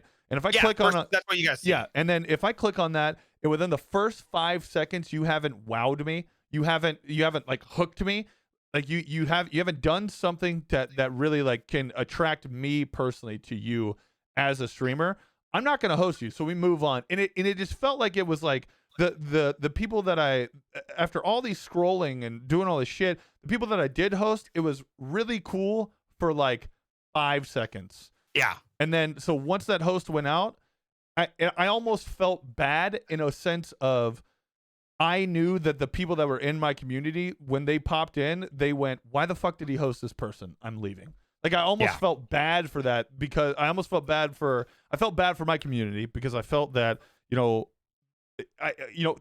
have to be subject to this. They can literally click on the red X and be gone within seconds, whatever. But then I also felt bad for the streamer, because I look like the guy that dropped good numbers on them, and then immediately their numbers were gone. So like, and I've been on the opposite side of that. I've been on the side of, this person's hosted me for a great, for regardless of the numbers, but a big number, and you get that jolt of energy. We're like, fuck yeah, this is awesome, this is great, thank you so much, I appreciate that. And then you see the numbers get cut and do 3/4, dude, and you're like, what the fuck did I do? Like, what? Like, I've been the victim, I guess. Well, I know that feeling hard. Last year, I don't know if you remember. Not last year, earlier this year, there was one of my skits that blew up too. It was about like female gamers or something like that. There was like a big backlash of female streamers or something. And I kind of like stood up for females. Like, okay, you like, dude, homeboy, you sitting in front of your cam. thanks for the follow, chat. Talking like that for 5 hours has nothing to do with some big tittied girl getting more viewers. It's because you fucking suck at streaming. I'm sorry. I'm sorry, big dog. 100%. So I did something on that. I tweeted something like that, and I got this huge influx of like female streamers, and I would get smacked with like a 1K bomb from a girl, and it's like nobody in chat would talk to me, dude. Like, but that's gone in minutes. That's the thing, man. Fuck! That's the thing. I started to feel so bad, and I'm not putting out numbers like that, but even if you drop anything, and that number gets cut in half to 3/4. You're like, fuck, it's so demoralizing as a streamer. You're like, am I not doing it right? Am I not entertaining? Right. And that's you got to understand, it's their community. That's the biggest thing that a lot of people don't get, and a lot of people don't understand, is it's not you. You're just probably not what cater you might not cater to that viewer, right? Like this girl, her name's Biotic Nova. She's an incredible streamer. She's a great friend of mine. She's big into Dark Souls, and she's one of the ones that she does like no hits. She's an incredible streamer. I'm a big fan of hers, and she'll on the occasion drop me a host here and there, and she has great numbers. I mean, she does incredible with her community. but her community is there to see her play Dark Souls. Exactly. So I know that if she hosts me for 300 and some change, if I can get 5 people out of those 300 to stay, it's an absolute fucking win for me, because I know that I don't cater to that group. Like that's by now you also probably have come to the conclusion too that after when she goes back live, even those 5 viewers are going to go right back to her. And we're okay with that. Yeah, that's the thing. A lot of people get like, I've heard a lot of people get bummed out at being like, oh, well, you know, like I don't want to follow them because I'll feel bad if I don't show back up, right? Or dude, we don't care. Come back whenever you get the opportunity, dude. If they're not live, I can guarantee you our schedules are not the exact same. I'm sure you're on Twitch. Just pop back in, say what's up. Like, hey man, I'm from Taylor. Like, you remember that? Like, yeah, what the fuck's up? Of course I remember. You were 5 of 300 that stayed. Of course I'm gonna remember. It's like people prefer who they watch, and if you found somebody else before, it's no different than like the other. I've been playing with a new guy these last couple weeks on Tarkov. Like that's been the game the whole year that I've been playing. I've just like I did Valorant, and it's a good time. And numbers are good when I'm on it, but I don't fucking care. Dude. I just want to play Tarkov. I'm the same way. I'm addicted. And so I've been playing with this dude that's just been grinding it for a long time. And like he has his community, and one of like my quote unquote viewers was in his stream while I wasn't live. And then I went live and he's like, oh, like I'm back in here now. And I'm just like, dude, it's not even doesn't matter. Watch both our streams. I don't fucking give a shit what you do. You could split the window in 2 and watch both people. Like you'll be okay. Well, or Twitch could stop fucking around and give all of us squad streams. That would be really cool. Yeah, it's not gonna happen. I don't know about that, man. I want that to happen, but I mean, at what point are people gonna start just like? At what point are partners just gonna go, well, what the fuck's in this for me? Like, why does it even matter if I stay here? Because Facebook Gaming's shelling out cash right now for people. You know, dude, it's this whole industry. So I got offered last year around BO4 numbers to go to another platform. Really? For a term. At the time, TK guys took a deal. For Facebook Gaming. They got an offer at Facebook. I remember Hams telling me what he was making on Facebook, and I was like, God damn, for real? And he was on the partial contract, which means he could stream on other platforms. Right, some of our buds took the full Facebook only, and woo, double. Got that house, got that new car, baby. Wowzers. Yeah. But dude, Shroud and Ninja were the noisemakers. Mixer was offering small streamer. Like that was like a big thing I seen a lot of people were like, why doesn't Mixer offer small streamers? They were offering small streamers like myself that were getting 100, 200 viewers at the time, like a year and a half ago to go. Yeah. They were offering it. Of course. You know what I mean, everybody is. Everybody's looking to make their platform better in any way they can. Facebook's scary, dude. Facebook's really scary. See, I've got my own perspectives on that, and like I've got 2 really good friends of mine that just both partnered on Twitch, and they went to Facebook, and I got a couple too, and they are they didn't tell me any numbers, but they did not make it seem like they went there for no reason, right? Yeah. And they're on the partial too. Well, one's on the partial where they can stream back and forth on Twitch and on Facebook, but. I mean, dude, his name's D-Rich. He's an old PUBG streamer. He still plays PUBG. But he really kind of sold me on it there for a minute where I was like, damn, maybe I should look into this. He was like, yeah, I mean, like, what are you getting? Like, what are you getting? Like, so when you get that check mark, what's going to happen? And I was like, well, I'll just get the check mark. And he was like, yeah, you'll just get the check mark and a slightly better percentage. Which, first and foremost, you already deserve it. We should have gotten this a long time ago. There's so many people that should have gotten it already by now that still don't. It should not. I don't know what it is. If there's going to be any clippable moment from this podcast, here's the one right here. Twitch is fucking themselves so massively by this weird self-erotic program that they have for their fucking ego. Like, okay, well, what's the separation from partners at that point? That's what a lot of people say. Like, right. you just said that too. Yeah. Okay. I get that 100%. So, okay, then why is there a separation? If I, who is not a partner, am making the platform and making myself just as much as what a partner would be, if I am interacting, getting enough interactors just as much, why the fuck does it matter at that point? Just give us fucking partner. Why do I have to have 75 congruent viewers as well on top of that? If my 30 to 40 are more active and financially more well off than your fucking 75 to 200, why does that defeat the value of what I bring to the table? That's like the biggest, weirdest thing that Twitch has done in these last couple of years. I don't get. So not only do they say the value in the numbers isn't it's the value of the number, not how much that number is actually worth individually. Right. They are also taking away. So you'll see a lot of these older all these older partners will give guys like us shit. I remember back in the day when I had to get 300 viewers. Back in the day, I had those hundreds of viewers back 5 years ago because people would fucking watch my stream in 5 different tabs and they would count as fucking viewers. And also, it wasn't as oversaturated at that time. Nobody fucking knew who Twitch was. And the people that did know, word of mouth spread, and those people got, I mean, you got to think those are like, if you were on Twitch 5 years ago, dude, you were pioneering. You were one of a couple of hundred, a couple of thousand that are on there. Like, there was not many people to pick from, and if quality that you had to worry about putting into your stream was fucking way less, dude. And now we're in an era where if you don't have a fucking DSLR camera or a mirrorless of some kind, I'm not even opening up your fucking stream, dude. Dude, like, I fucking, for streaming, I have 2 now. Dude, same. I have this one, and then I have that Panasonic over there too. It's like it's gone.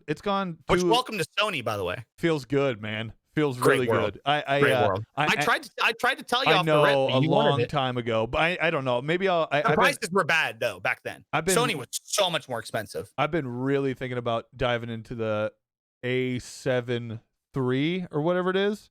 Oh, I got it. I don't have it with me yet, but I got. Yeah, I don't know if I want to drop the cash on it, but yeah, you know, it's weird because the production value has gone up so much over the past couple of years, and I think it's for the better, obviously, personally. But yeah, I don't know, man. I've got my own conspiracy theories on Twitch partnership and being an affiliate, because you know, one of them is I think like oh, well, they look at somebody like you and me, and you know, you've got the 30 people, say.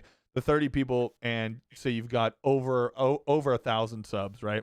And with 30 people and over 1,000 subs, you know, you look at that and you're like, fuck yeah, dude. Like, you know, that's what we did. This community did this, and I built this community, and these people are here because of who I am and what I do and what kind of content I produce. And because of that, they support it, and then they show love any way they can, right? But then I look at it from Twitch's side, and they're like, well, why the fuck should we pay this guy more money? He's not really anybody. For a long time. He's not really anybody. His community, is super supportive, but he's making us so much money. Why should we make it? Why should we take a cut? You know? I know it's never, or at least this is what I've been told by some bigger YouTubers, some fellow YouTube buds. Shout out Badsy Tech. He's one guy that I had him on a podcast. He's like, should never really talk numbers with people. But here's one number I always like to drop with people. In 2018, just what I made Twitch, not what I made. Mm-hmm. I made Twitch over $5,000 just in subscriptions alone. Now, obviously, a multi fucking Twitch is what, $2 billion now? $2 billion. I don't know, more money than I'll ever see, so it doesn't matter. yeah, way more money than we'll ever both see combined, probably. Yeah. But still, nonetheless, like, that's why they lose people. Because that's why people are leaving right now. That's why, and especially after the whole Mixer thing, everybody was like, after Mixer shut down, right? And I mean, we'll take that. That's where they're really fucking people right now. Right? Yeah, and dude, it's fucking. Do you think the fact that that's where I told my community too. That's where I would I love my community. I love Twitch as a platform. The UI designers, the engineers. I actually this last month with the whole doc situation too. Mm-hmm. Yeah, crazy. I have Twitch staff that come by and hang out my stream, front end developers and stuff. These people do amazing work, right? But where they're gonna lose somebody like me is the fact that A year ago, everybody was moving to Mixer. Mm-hmm. Yep. And I didn't go. I was like, no, that's not what it's about here. I'm going to stay here because this is where I built my community. Right. And I was so inspired also by guys like Dr. Disrespect. Yeah. Who was like, same thing. You can't fucking pay for a community. Right. So all these people fucking leave. They go. And in 1 year's time, this platform's made tremendous bad decisions. Mm-hmm. It's fucked over so many people. They've had how many like fucking bad publicity? Alinity fucked up how many times in 1 year? Alinity alone. Yeah. One person, that's one person out of the thousands of people that do stream. A lot of people fuck up on this platform and don't get shit. Guys and girls. Of course. No sexes, no races. A lot of people do some stupid shit on this platform and get away with it. And then Mixer shuts down. And all of a sudden, magically, these people with these numbers on another platform who left here can come back here and be rewarded for it. You take the largest guy on the platform, poof, gone. Nobody in the community. And by the way, side note, anybody out there that's like, I believe all these other people tweeting shit and I don't believe Doc, it's fucking stupid. Like, where do you stand on that? On Doc not knowing what's actually happening? Yeah. I think it's complete bullshit. I think without question that he doesn't know. Yeah, I think he knows. I personally think he knows. There's no way he doesn't. Well, let me clear it up. I don't think he doesn't not know a reason why the ban was triggered. If that makes like a guideline. Okay. You broke TOS. Right. Or something happened outside of Twitch. Right. I think personally, he hypothetically broke TOS in some way over the course of the last year because the TOS is so fucking. Of course, it's insane, crazy. It's dude. Insane. He could. But do you think within the past year is when he broke it and they're just now dishing out that ban? Dude, it could be. Remember the backlash he got for the PUBG stuff? Yes, of course. I mean, it's hysterical, but it's like I was talking with chat one day.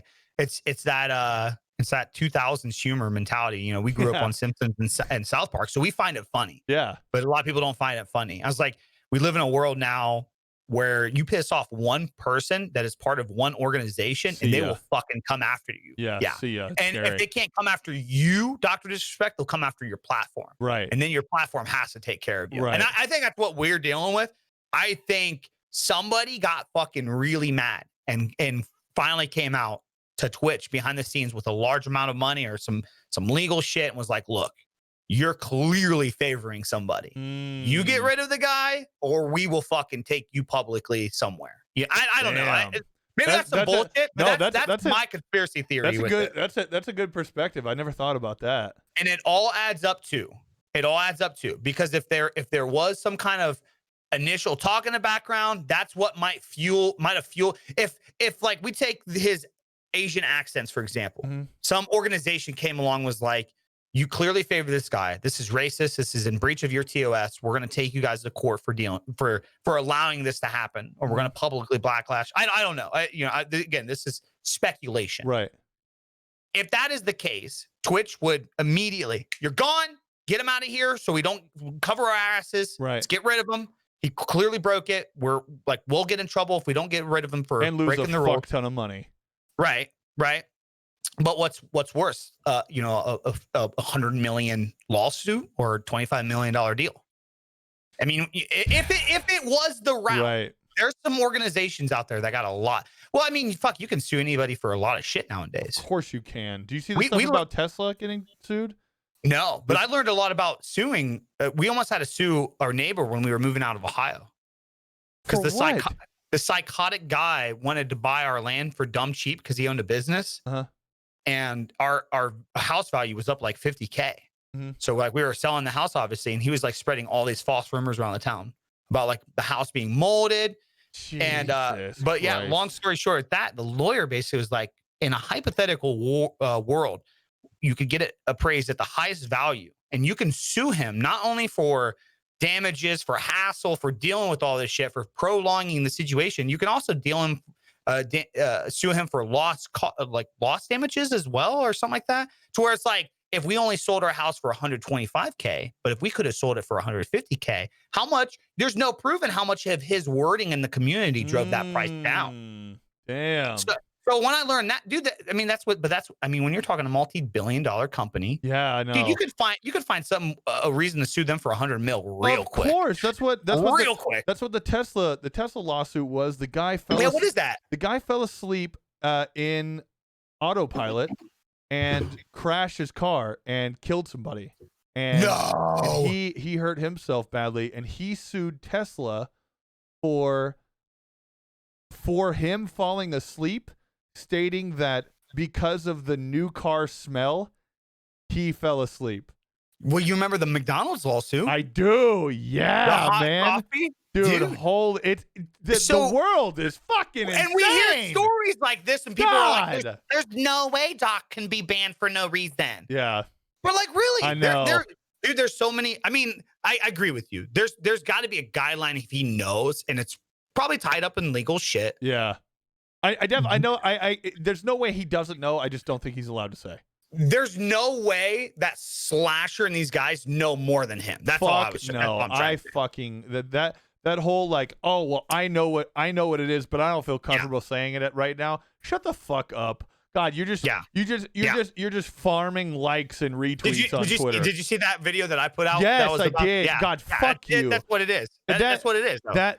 That's what tilts me the most. Speaking of putting out videos, are you where are you leaning right now? Are you leaning more towards still creating more YouTube content, or like where are you ironic? at?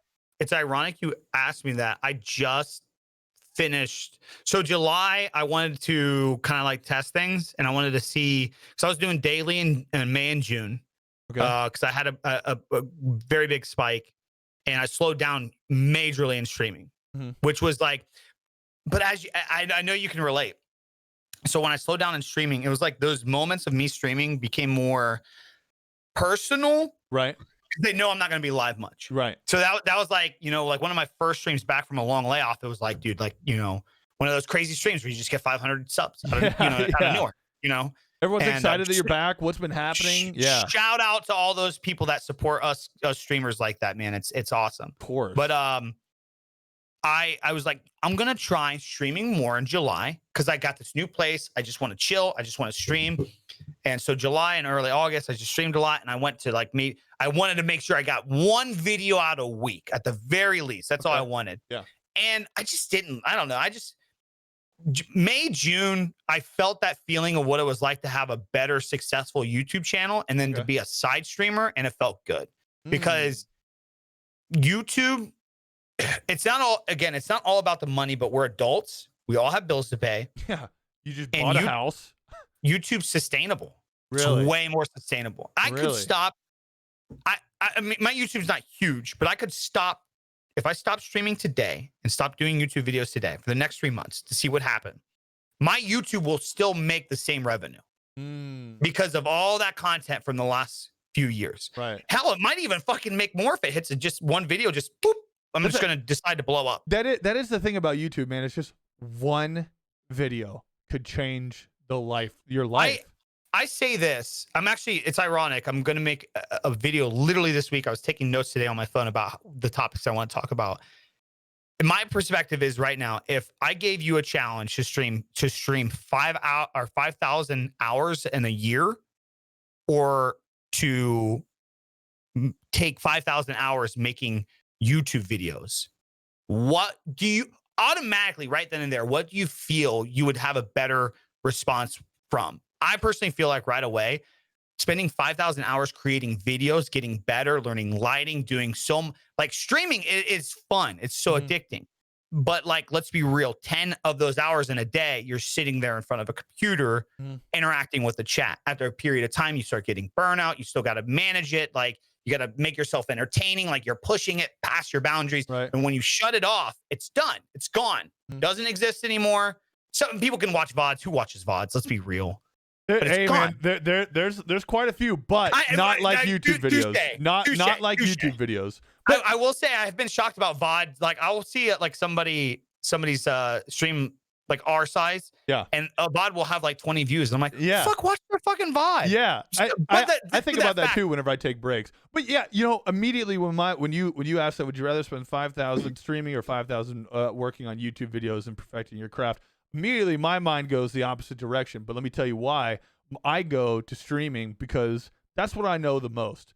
So for you, you've got your background in both and an extensive knowledge of both. But with that being said, you know, you've seen the growth, you've seen higher spikes. Both get boring. I do want to say, yeah, both of course. Anything you do, do, no matter how much you level, eventually, you know, there'll be a time to hang it up. But yeah, you know, for me, I would immediately go. I say this because here's why is 5,000 hours on Twitch for me. Streaming would be that's 5,000 hours of opportunity to build a brand more. 5,000 hours. That's a lot. That's a lot of hours. That's a lot of screen time for people. You know, eventually throughout 5,000 hours, I can imagine that at some point you'll start to build a community. People will start to come through more and more as time goes on. But I say that because my fucking YouTube videos suck balls. I hate it. I hate editing videos. I hate looking all that shit up. If I had the money, I, no doubt about it in my mind, would rather slide someone a piece of paper and go, hey, you build me, you do this for me, and I don't want to I don't want to look at any of it. So I think there definitely are two sides of that coin for sure. But for me personally, I don't have that extensive knowledge like you do. I don't have the high quality. I don't have all that. So for me, I immediately lean into I'm going streaming. I guess one thing about that question though that is kind of, if there's no money worry, I think I would still do 5,000 hours of streaming. Really? Yeah. If my bills are paid and I know I go live and money is not an issue. How would you not love it? Yeah, that's what killed me last year. Is like when we first moved down here, so much went into the move, the deposits, just the process at all. I mean, we had money in savings, but at the time it was so bad because we were dealing with this fucking asshole in Ohio. So we unfortunately weren't able to sell the house right away because of it. So we were actually paying rent down here, still owning a home in Ohio for 3 months. So it was very stressful. Yeah, it was a very stressful period. So it's like, it's hard to like perform. And I use that word in quotations because like, I mean, at the end of the day as streamers, that's what we are doing. Right. We're just being ourselves, but we still got to be ourselves to perform. And if you got a lot of fucking burden on your mind. Yeah, for sure. It's always going to be a little bit rougher. Yeah. And then you go live and you're like, oh, fuck, man, I got to make money today. Like I have to. Yeah. I have to. That is a super tough thing. That's something that I right when I went full time, I've talked about this a bunch, but when I went full time as a streamer, I remember that. I had like 50 subs. I pushed you, right? Yeah. So we, that was the time where I had 2 months of rent to my name. Oh wow, I didn't know that. Yeah, I had nothing. Sent it. I had nothing, and I went to Jess. Jess had her job, and we were splitting the rent at the house. But I had 2 months to me for that half. So essentially I had 1 month of rent. And if she were to leave me. And so I went to her and I was like, listen, like, here's what I have, here's what happened. Should I take this risk? And she was like, listen, like if you can do that, if you can do this for the 2 months that you have, and if you can't pay the bills, you got to go back to work. Like you got to find something to do. And I was like, all right. Might I add, I don't want to shout out Jess. I don't want to put you under the bus with this. And hopefully I don't put you, I don't give her too big of a head on this. You are so lucky to have such a teammate. Oh, of course. After DreamHack, I told Megan, I'm like, because Megan all the time is like, how can I help? Because I was like, it's like you said a couple of times. It's so hard to balance everything. And sometimes I really do, as a creator, beat myself up. I get stressed. And I'm like, I suck at everything I do. And I have amazing guys like you that come along and are like, dude, how do you do it all? Right. Yeah. How do you do both? Yeah. And Megan sees that and she's like, how do I help and stuff? And you can't teach, like Megan will help with things when I ask her to help with things. She's a homie, but like what your old lady does is just, dude, she goes above and she thinks outside the box for you with your brand. And that's so big. And Megan will throw, like, I don't want to throw Megan under the bus. Megan will come up with some ideas and it's great. And she's good at decorating and stuff, which obviously helps in situations like this. And the big thing, organizing and financial smarts out the ass. Like watching you at DreamHack and seeing her organize, you getting stickers and was like, hey, hey babe, make sure you go talk to this person over here. It's like, which Megan, I will say, TwitchCon, boy, that was holy shit. I was like in an emotional moment, and Megan did really well there for me. That's where it was like, that's where it was like, because I was at the G Fuel booth that weekend. Yeah.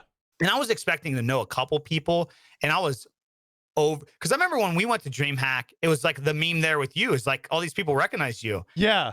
And we were like, geez, Mr. Famous. You know what I mean? And shit like that. But it's not like that at TwitchCon, bro. At TwitchCon, that's everybody, dude. Everybody's there, man. Like you're like, unless you're the Tim, the Nick, the main guys, dude, a lot of people are there to see them, and you're not anybody. And we went Friday straight to the booth, and goddamn, dude, we showed up Thursday, and the first mistake I made TwitchCon was showing up and hanging out with fucking AD, American Dad, the first night. Got ripped up that night, huh? That guy he can fucking go. Yeah, he's a party animal. That's somebody. Woo. That's somebody I want to get on this podcast. I want to yell at him for a little bit. You got to get him on here. Yeah. You got to get him on. He was the one that at TwitchCon, he's like, you got to start doing skits and stuff. You got to get on TikTok. He's a big Twitter skit guy. He pops off too. Man. And like I feel, shout out to him if he ever sees this. Like I consider us homies and stuff, but I always feel so bad because like he is like one of the gods at it. But like I always feel bad when I like see a skit, like I'll go to post mine and he just posted one too. I'm like, I'm not trying to like copy you or like step on your toes. Dude, that's the weird thing about this industry, man. Is and not only the industry but personalities. I mean, there are a lot of similar personalities, different personalities. Yeah, so good. Yeah, it's definitely a difficult thing to do. But yeah, going back to that is without her in a lot of those situations, man, I'd be a fuck like. It's here's such a good example is same thing at TwitchCon. Every event I go to that Jess is a part of, I am conscious of where I'm at because of her. She'll make sure I'm going to where I'm going. And then the one event that I just recently, the last event at the last DreamHack in Atlanta, the last one that we were just at. Oh yeah, we couldn't. I wanted to go to that, but we had Nashville, Esports Arena. Oh, okay. G Fuel had that thing opening up esports. I don't know if you've seen that at all. No, I didn't. But anyways, I got to go to that one again, and I go to all the DreamHacks because I had the opportunity to get. I'm partnered up with. Well, I was gonna say know them, right? Yeah. So I'm partnered up with them for all of the events, and always streaming whatever. So like I had these incredible stream slots, which was great, and it fit my schedule exactly the way I wanted it to. But Jess didn't go with me, so I kind of went on my own. She had to work or whatever. How was that for you? Not good. Really? That's probably the most regretted event I've ever been to. Like that. Wow. That's one thing where I'm like fucking tearing up right now because I shot myself in the fucking foot there. Now, granted, don't get me wrong. I had a great time. And in my head at that time. Yes. It wasn't anything I was thinking about. I got to hang out. I was at an Airbnb with my friends. We were drinking. I was streaming the whole time I was at the Airbnb. I was having a great time. But because of that, I was staying up super late, and I got in this mindset of, well, they wanted me to be a partner with them. Like I can show up whenever I want to because, I don't have to be here. They sent me here. I got to come here. And that is such a fucking piece of shit mindset to have, to not even it's such an easy one to fall into. It is. And it was absolutely. But that mindset, that mindset that I was in right there at that time was fun. But looking back on it, whenever I came back, so whenever I got back home after this weekend that I thought was super great and I really enjoyed, I got back and Jess was like, "Yeah, so what'd you think of the trip?" I was like, "Oh, I had a great time, this and that." And she was like, I was like, "What did you think?" And she was like, "Do you want me to be real?" And I was like, "Yeah." She was like, "You're a fucking asshole. Like, what are you talking about?" And I was like, "Well, what do you mean?" She was like, "Do you understand the opportunity that was given to you?" And you brushed it off as like, "Oh, like, well, I'm so-and-so. I can do this." She was like, "You're not a big name, dude. You're not. Like, That's so ironic. You're working towards that. Like, because when we went to the first DreamHack, you were all over streaming any slot you could. Right. And you even had a spot next to you. And you're like, why don't you hop on here? Yeah. And I was like, that was at the time when I was getting that growth from BO4. Yeah. And I was like, I was really into myself at the time. And I was like, dude, I'm not going to waste my time streaming here. I stream at home. That's where I make my money, dude. Okay. Yeah, you know what I mean? And it's like, dude, but it's an opportunity. And you're exactly right. And you know, don't get me wrong. I did the networking that I needed to do. I got to hang out. I got to hang out with Justin. Saw Revex up there. Oh yeah. I got to see them. I saw Mac, talk with them, and it was cool. I still got to network. I still got to chat with people. I still went out and I talked with everybody. But that shithead mindset of, you know, I was out. You know, I had planned. And I told my community, the people that, you know, that support me, that I would be live at these times every day doing this and this. And I just kind of brushed it off like it was nothing. And, you know, coming back and seeing Jess's side of things really, really heightened the level of importance of having her with me on these trips. Yeah. Because like when I'm vacationing, like when we take this trip that we're taking, you know, all the way up to Alaska, I'm going to be streaming a lot of it. I'm taking a lot of my gear with me. I bought like some cool cases and shit like that. I've seen that, yeah. But that's different than going to an event. When you go to an event, the mindset should be, let's have fun, let's network, because this is a part of the job. Like networking and chatting with people and meeting new people is all a part of the job without question.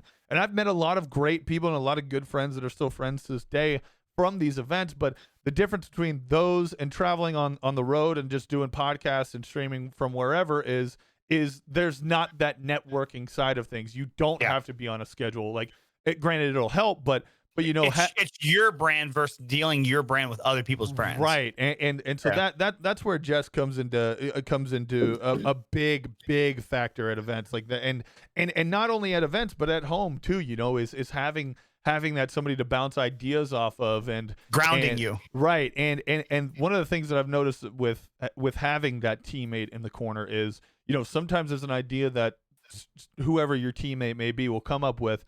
And I immediately go, that sounds fucking stupid. And then I pitch that same idea where I'm like, yeah, this fucking dumb idea. Dude. And then the community's like, what the fuck? You should do that. Chat all the time. Megan will say, do this. And I'm like, dude, that sounds so fucking cheesy. And they're like, oh my God, we love it. I'm like, fuck, yeah, exactly. Same. And I do it, and I'll end up fucking just thorn in my side. I'll do it. And it be the most fun I've had. And it'll be the most popping that everybody else has had. Megan wants to. The one thing that I'm like, first off, I do need to get Megan on more streams, but she wants to do makeup on me for some kind of like challenge. Dude, and I'm like, Jess has done it plenty of times over here. I know. Trust me. I've seen your photos. Plenty of times over here. Yeah, it's fun, man. It is. It's something that a lot of people don't understand. Because don't get me wrong, there are times where I'm like, listen, I just want to be by myself. I don't want to talk to anyone. I don't want to be around anyone. Like, just fuck off. Leave me alone.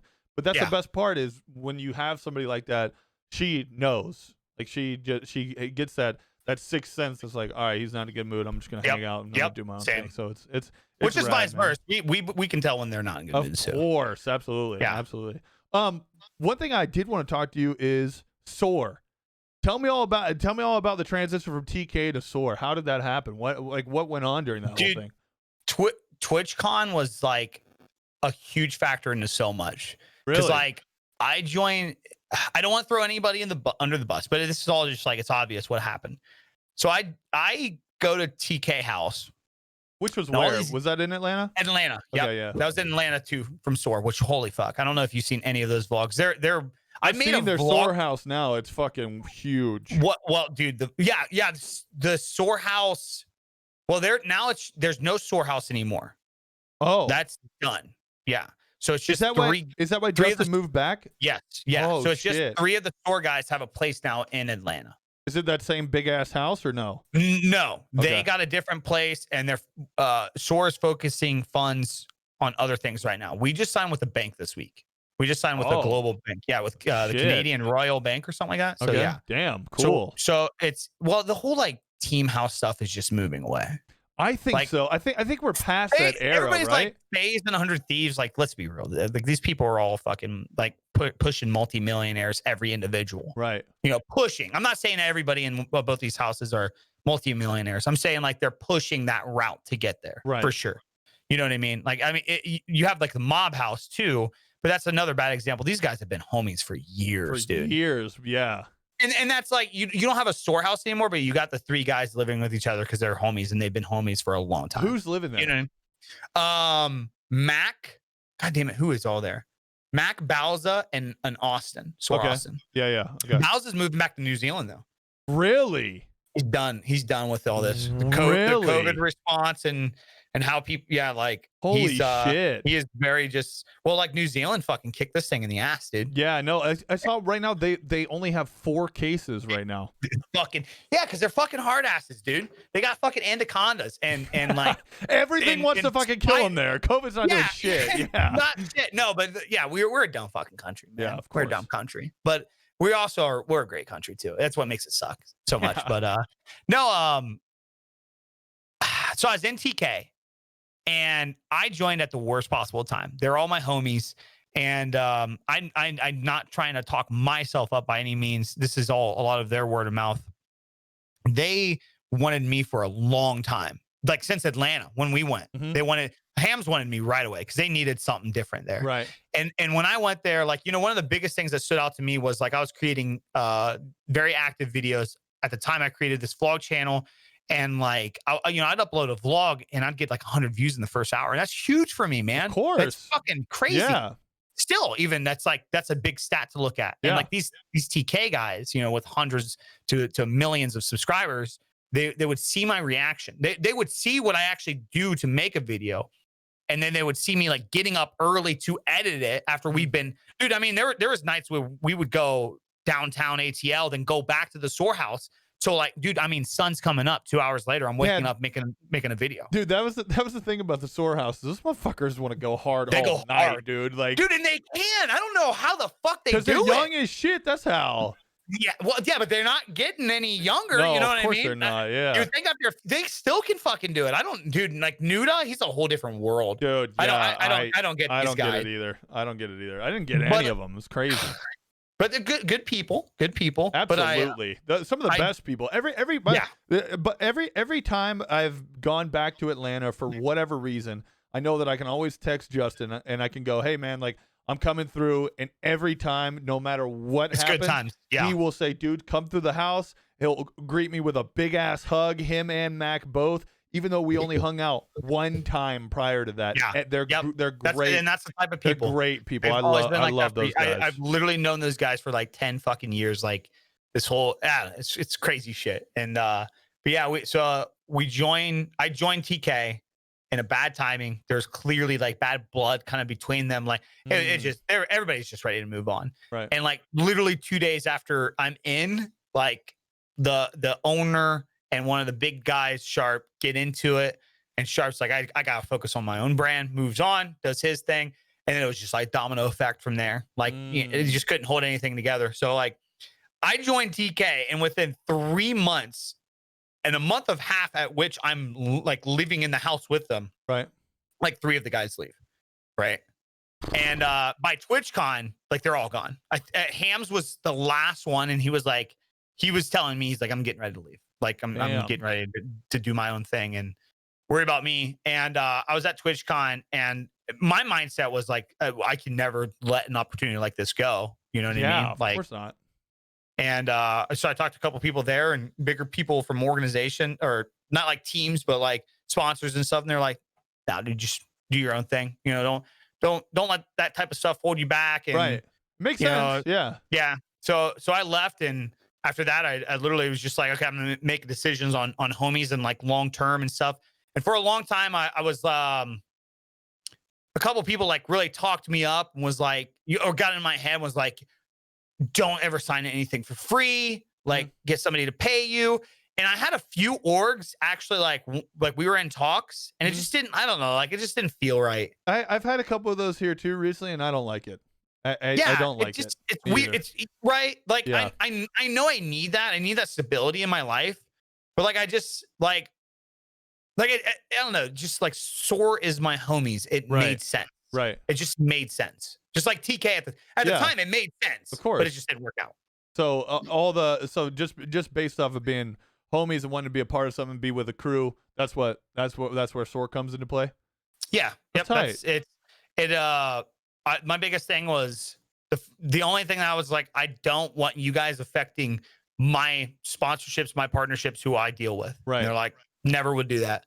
And like one of the big things that stood out to me is like when we signed our contract, the first thing that they said to me is, look through it. If you need anything changed, let us know. And that's like a big thing with me. Right. I've worked with a lot of companies throughout the last 5 years, right? Especially NDAs with like graphic design and stuff. Yeah. And a lot of people are very corporate-y, like, this is how we roll. And just the fact that instantly they're like, we want to make you comfortable. For sure. And this transition was like big for me. For sure. I'm 100% with that. Like one of the things that was really the driving factor to doing this full time, and one of the benefits of doing this full time and being in the position that I'm in right now, is the opportunity to have freedom of creativity and do whatever I want to do. Yeah. Don't get me wrong, I want that check. I want that stability check every month. If I signed with the company and they were going to pay me X amount and I knew I would be good to go, I would love that. But I'm not going to sacrifice doing what I want to do in the way I want to do it for that check. Like, it's not going to happen. Correct. It's not going to happen. And as much as I would want that, if someone were to come in and go, hey, well, during your podcast, you said this, and we don't want you to say that. We want you to say this. Or during your podcast, you're smoking weed or drinking whiskey or like lighting up a cigar, whatever it is. If someone's like, hey man, like, we don't like that, I'll be like, well, fuck you. I don't care. Like, this is what I want to do. This is what this job allows me to do, is whatever I want to do. And that's what I'm never going to compromise that. And majority of the time when you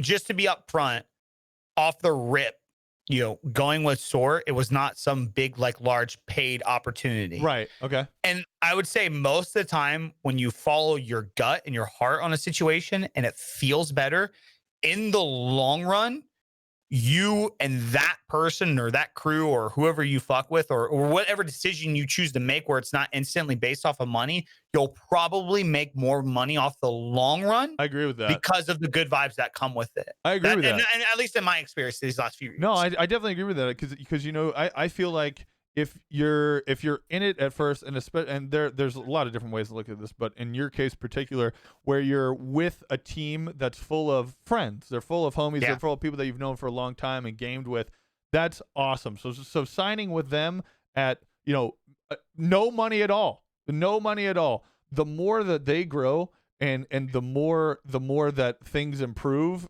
and the more opportunity that is to go back to you, because that's what genuine people do, man. I just had a meeting with a new sponsor I got announcing soon, and one of the you want to just announce it on here? I would love to, but I don't think I can. But it's I don't think it's gonna be a surprise when people see it. Okay. And it's good. It's good. I'm happy about it. But one of the big things like that really resonated and relates with the conversation is the first thing they started jumping to, and you felt the worry in their voice. They wanted to express, hey, we're starting. This isn't a big thing right now. Like, obviously, this is very new, but like, we want you to know that when we get fucking cash flow, like, you're getting fucking paid. But like, right. And I instantly assured them, like, look, I know this community. We're not fucking NFL. Yeah, like I'm not some guy getting paid millions of dollars where you got to match shit. Right. If I don't do work with you guys, we won't grow. You're going to be able to grow because of me. Right. I'm going to have to put in the work off the rip so that way we can grow together. And then that's where money, and that's how this community is right now. We're so young. We're so fresh. I want to touch on that because that is a very rare mind state to have, by the way. Not in this community right now. Absolutely. Not a whole lot of people are going, hey man, all right, I have to put in a bunch of work for you to make money, and I'm going to make no money while you make money, but in the future, hopefully, I've done enough work and you've done the shit on your end to really blow up. That way you can pay me. Not many people are about that life right now. I'm not one of them. So that's what that says about you as a person and a creator. I will say I was not. Like, I'm gonna touch base so many times with TwitchCon in this video. I was not like that till coming into TwitchCon. Again, really? Like, coming into TwitchCon, I was like, I was like, I'm part of like this big org that has millions of followers. A lot of my homeboys are all these big teams and stuff. Yeah. At that time, I did have like a video that was going like semi-viral. Like it was a good month on Twitter and shit. Like I'm coming in TwitchCon like, yeah, hot, buddy. ready, yeah. And like the things I didn't expect completely flipped the script on how I looked at things. I didn't think at the time that I did that good at G Fuel, for example. That's a good example. Show up at the G Fuel booth. Holy fuck, everybody. We need to get you on social media right now. We need to get you on the stories. I'm like, why me? You got this person here. You got Doc showing up in an hour. Why do you fucking want me on stuff? And they're like, dude, you're fucking hilarious. Like, we got to get you on shit now. Right. Like, let's do stuff now. So I was very flattered automatically, right off the rip. And again, like the whole concept is like, I've been doing stuff with G Fuel for a while, and I appreciate their stuff. And I never really thought I did any fucking damage there whatsoever. I never thought I really opened any eyes there. I never thought I created good content. I thought I was just making stuff and it wasn't doing that well. Right. And then I had a conversation with somebody there, and they're like, you see that person right there? And I'm like, yeah, who is that? And they're like, big Instagram influencer, big one, like hundreds of thousands of followers. I'm like, oh, wow. Like I've never met this person. And they're like, you get more code usages in a month than they do. And I'm like, what? Like what? It's weird, man. And all it is it's fun. Like you said, I was just having fun with G Fuel because they're a company that lets me do whatever the fuck I want to do. Right. Yeah. Take our tub and say whatever the fuck you want to do. Be Big E. Right. And they let me do it.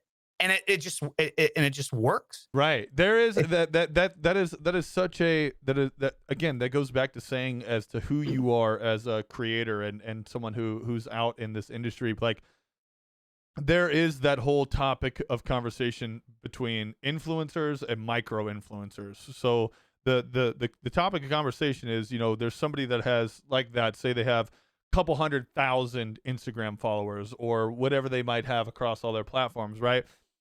Someone that's massive like that, you would think, holy shit, they're going to sell a bunch of product because of how many people that are around. Right. But then you look at someone like you, like me, like anybody in the same situation that's taken the time and built a community over the years. Your small community, because they're so loyal to you and because of what you represent, when you promote a product, those people will buy it. And the reason for that is because your community trusts you.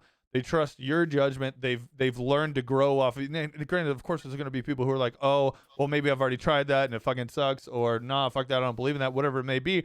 But the majority of the time, you will sell just as much, if not more, as someone who has this massive influencing potential over social medias. And you know why I think why that is? It's because it's like, it's not really like, I'll make the meme stuff to like, yeah, make sure you buy stuff through me today or something like that. Right. But it's like, it's clearly a meme. Right.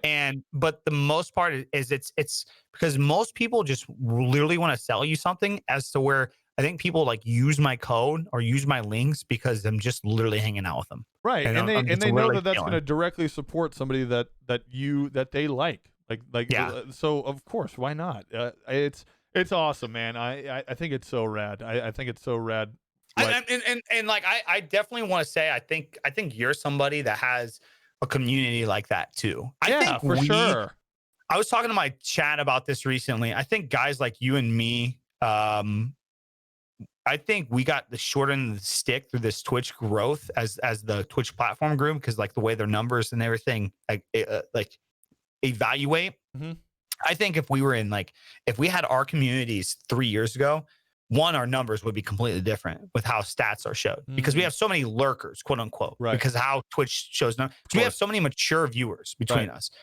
I guarantee when I'm about to say what I'm about to say, you're going to be like, yeah, I do. You probably have so many people that watch you during work, during the day. Yeah. So they can't be in your chat all fucking day. Like these little kids who can be in Tifu's fucking stream. So they count as a number for 24 fucking hours. Yeah, of course. So it's always weird when guys like you and me, like, yeah, we'll have a 30 to 40 to 50 average viewer stream. But then you look at the unique visitors and it's like fucking 1,000 people came to your fucking stream. Yeah. And then you'll see some people where it's like they have 100 viewers and they only had like 200 unique viewers to their stream. And it's like the whole perspective is changed, and it's different in Twitch. but there's like a core thing. There's always those people, every single, whether it's you get a consistent number or not, those people are tuning in every fucking time that you do something. Every time you press go live, they're there. Yeah. They may not be there right away. They may not be here Monday, but they'll be here Tuesday. Right. Yeah. You know what I mean? But they're always there. And most of the time it's just because like you're just being you. Right. And like of course. Yeah. And like I said, TwitchCon was the event that like really made me grow up. Cause I like went out there. I went out there with Megan again. And I'm expecting this. It's like TwitchCon. I'm expecting nobody to give a fuck who I am. Right. Tim's going to be there. Yeah. Ninja's supposedly going to be there. Doc's there. And I was overwhelmed at the G Fuel booth. I had a line there. Like, yeah, that's rad. I had a kid shaking with his father, like meeting me. And I was like, dude, I literally told him, I'm like, dude, I'm just a guy. I'm just as nervous to be meeting you right now. I'm going to be honest, man. Yeah. And then the first Friday, it's all like hype. Everybody's flexing on everybody, and after the event, and Megan literally, I had Megan with me, and I didn't have the official invite to the 100 Thieves party, but all my homies are in there. Right. Megan was like, I'm gonna go back to the hotel. You go out, get into the party, right? Hang out with all these people. She went to bed. She was tired. Yeah. I went out, never went to the party.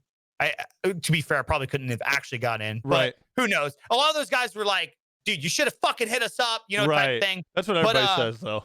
Yeah. First night, it was all about like going out, trying to see who was out. And then second night, second day, it was all about like, I'm focusing on TwitchCon and again, got to meet all these people. Mm-hmm. By the third night, the evening was the best night. And it literally ended off with one of our mutuals, Joe Burley, was there. I invited him out. I ended up seeing him.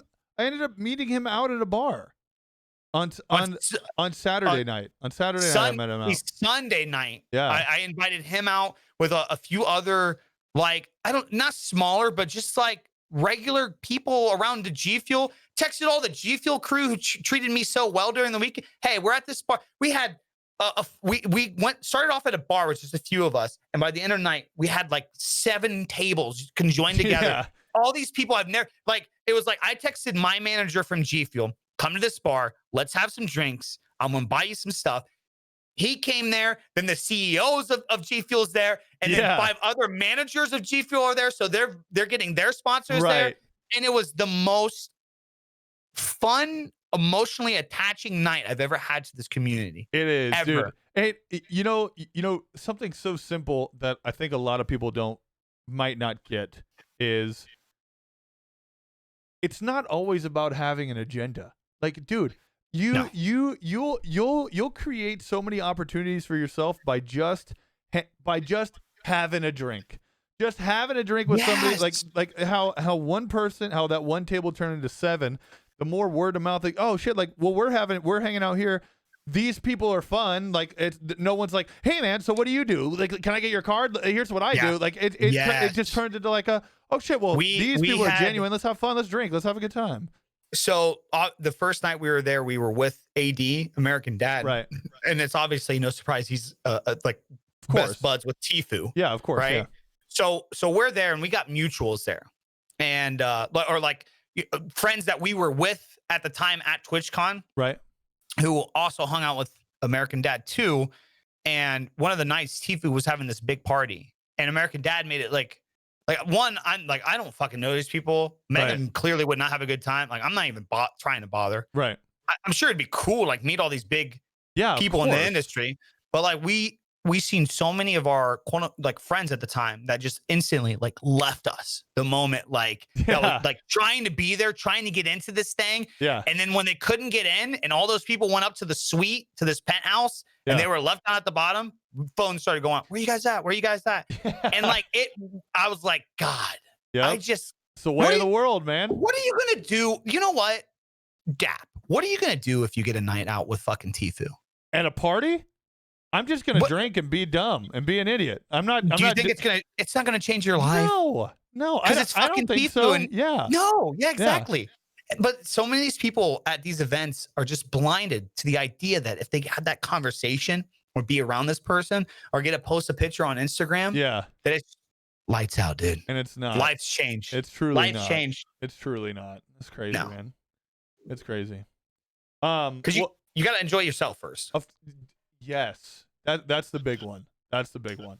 Well, listen, man. I want to say I appreciate you coming on the show. It does mean a lot. We've been banging this out now. We're over 2 hours. We're absolutely killing it right now. But I do want to wrap it up. I got a steak that I'm ready to whip up tonight. I'm gonna post some pictures of that. But again, dude, I'm seriously so appreciative to have you on the show. It really does mean a lot, for real.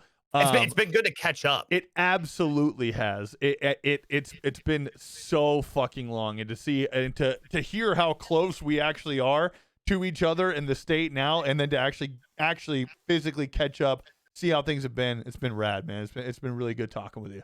Yeah, man. Where can the people find you at? Where can we stalk you? Well, I'm trying to make it easy for everybody. BigE.co. I'm moving in, and this is something I want to suggest to you to end up. I'm moving into website. I'm bringing websites back. Okay. Well, it's not just me, but I think, man, I don't know. There's a lot of social media. It's hard to find people. Yeah. Hey, follow me on YouTube, but then next month I'm big on just BigE.co. Wherever you want to, everything's there. YouTube's, Twitch, BigE.co. Okay. My streams will end up being there. Nice. Everything's just going to be one website. Tight. So, hey, smart man. Put it all in one place. I like it a lot. Make it easy. We're getting old, dude. That's it, dude. You are fucking right. All right, man. I appreciate you a lot. It does mean a lot for you coming on, and I will talk with you soon. All right. Take it easy, bud. Thanks, everybody.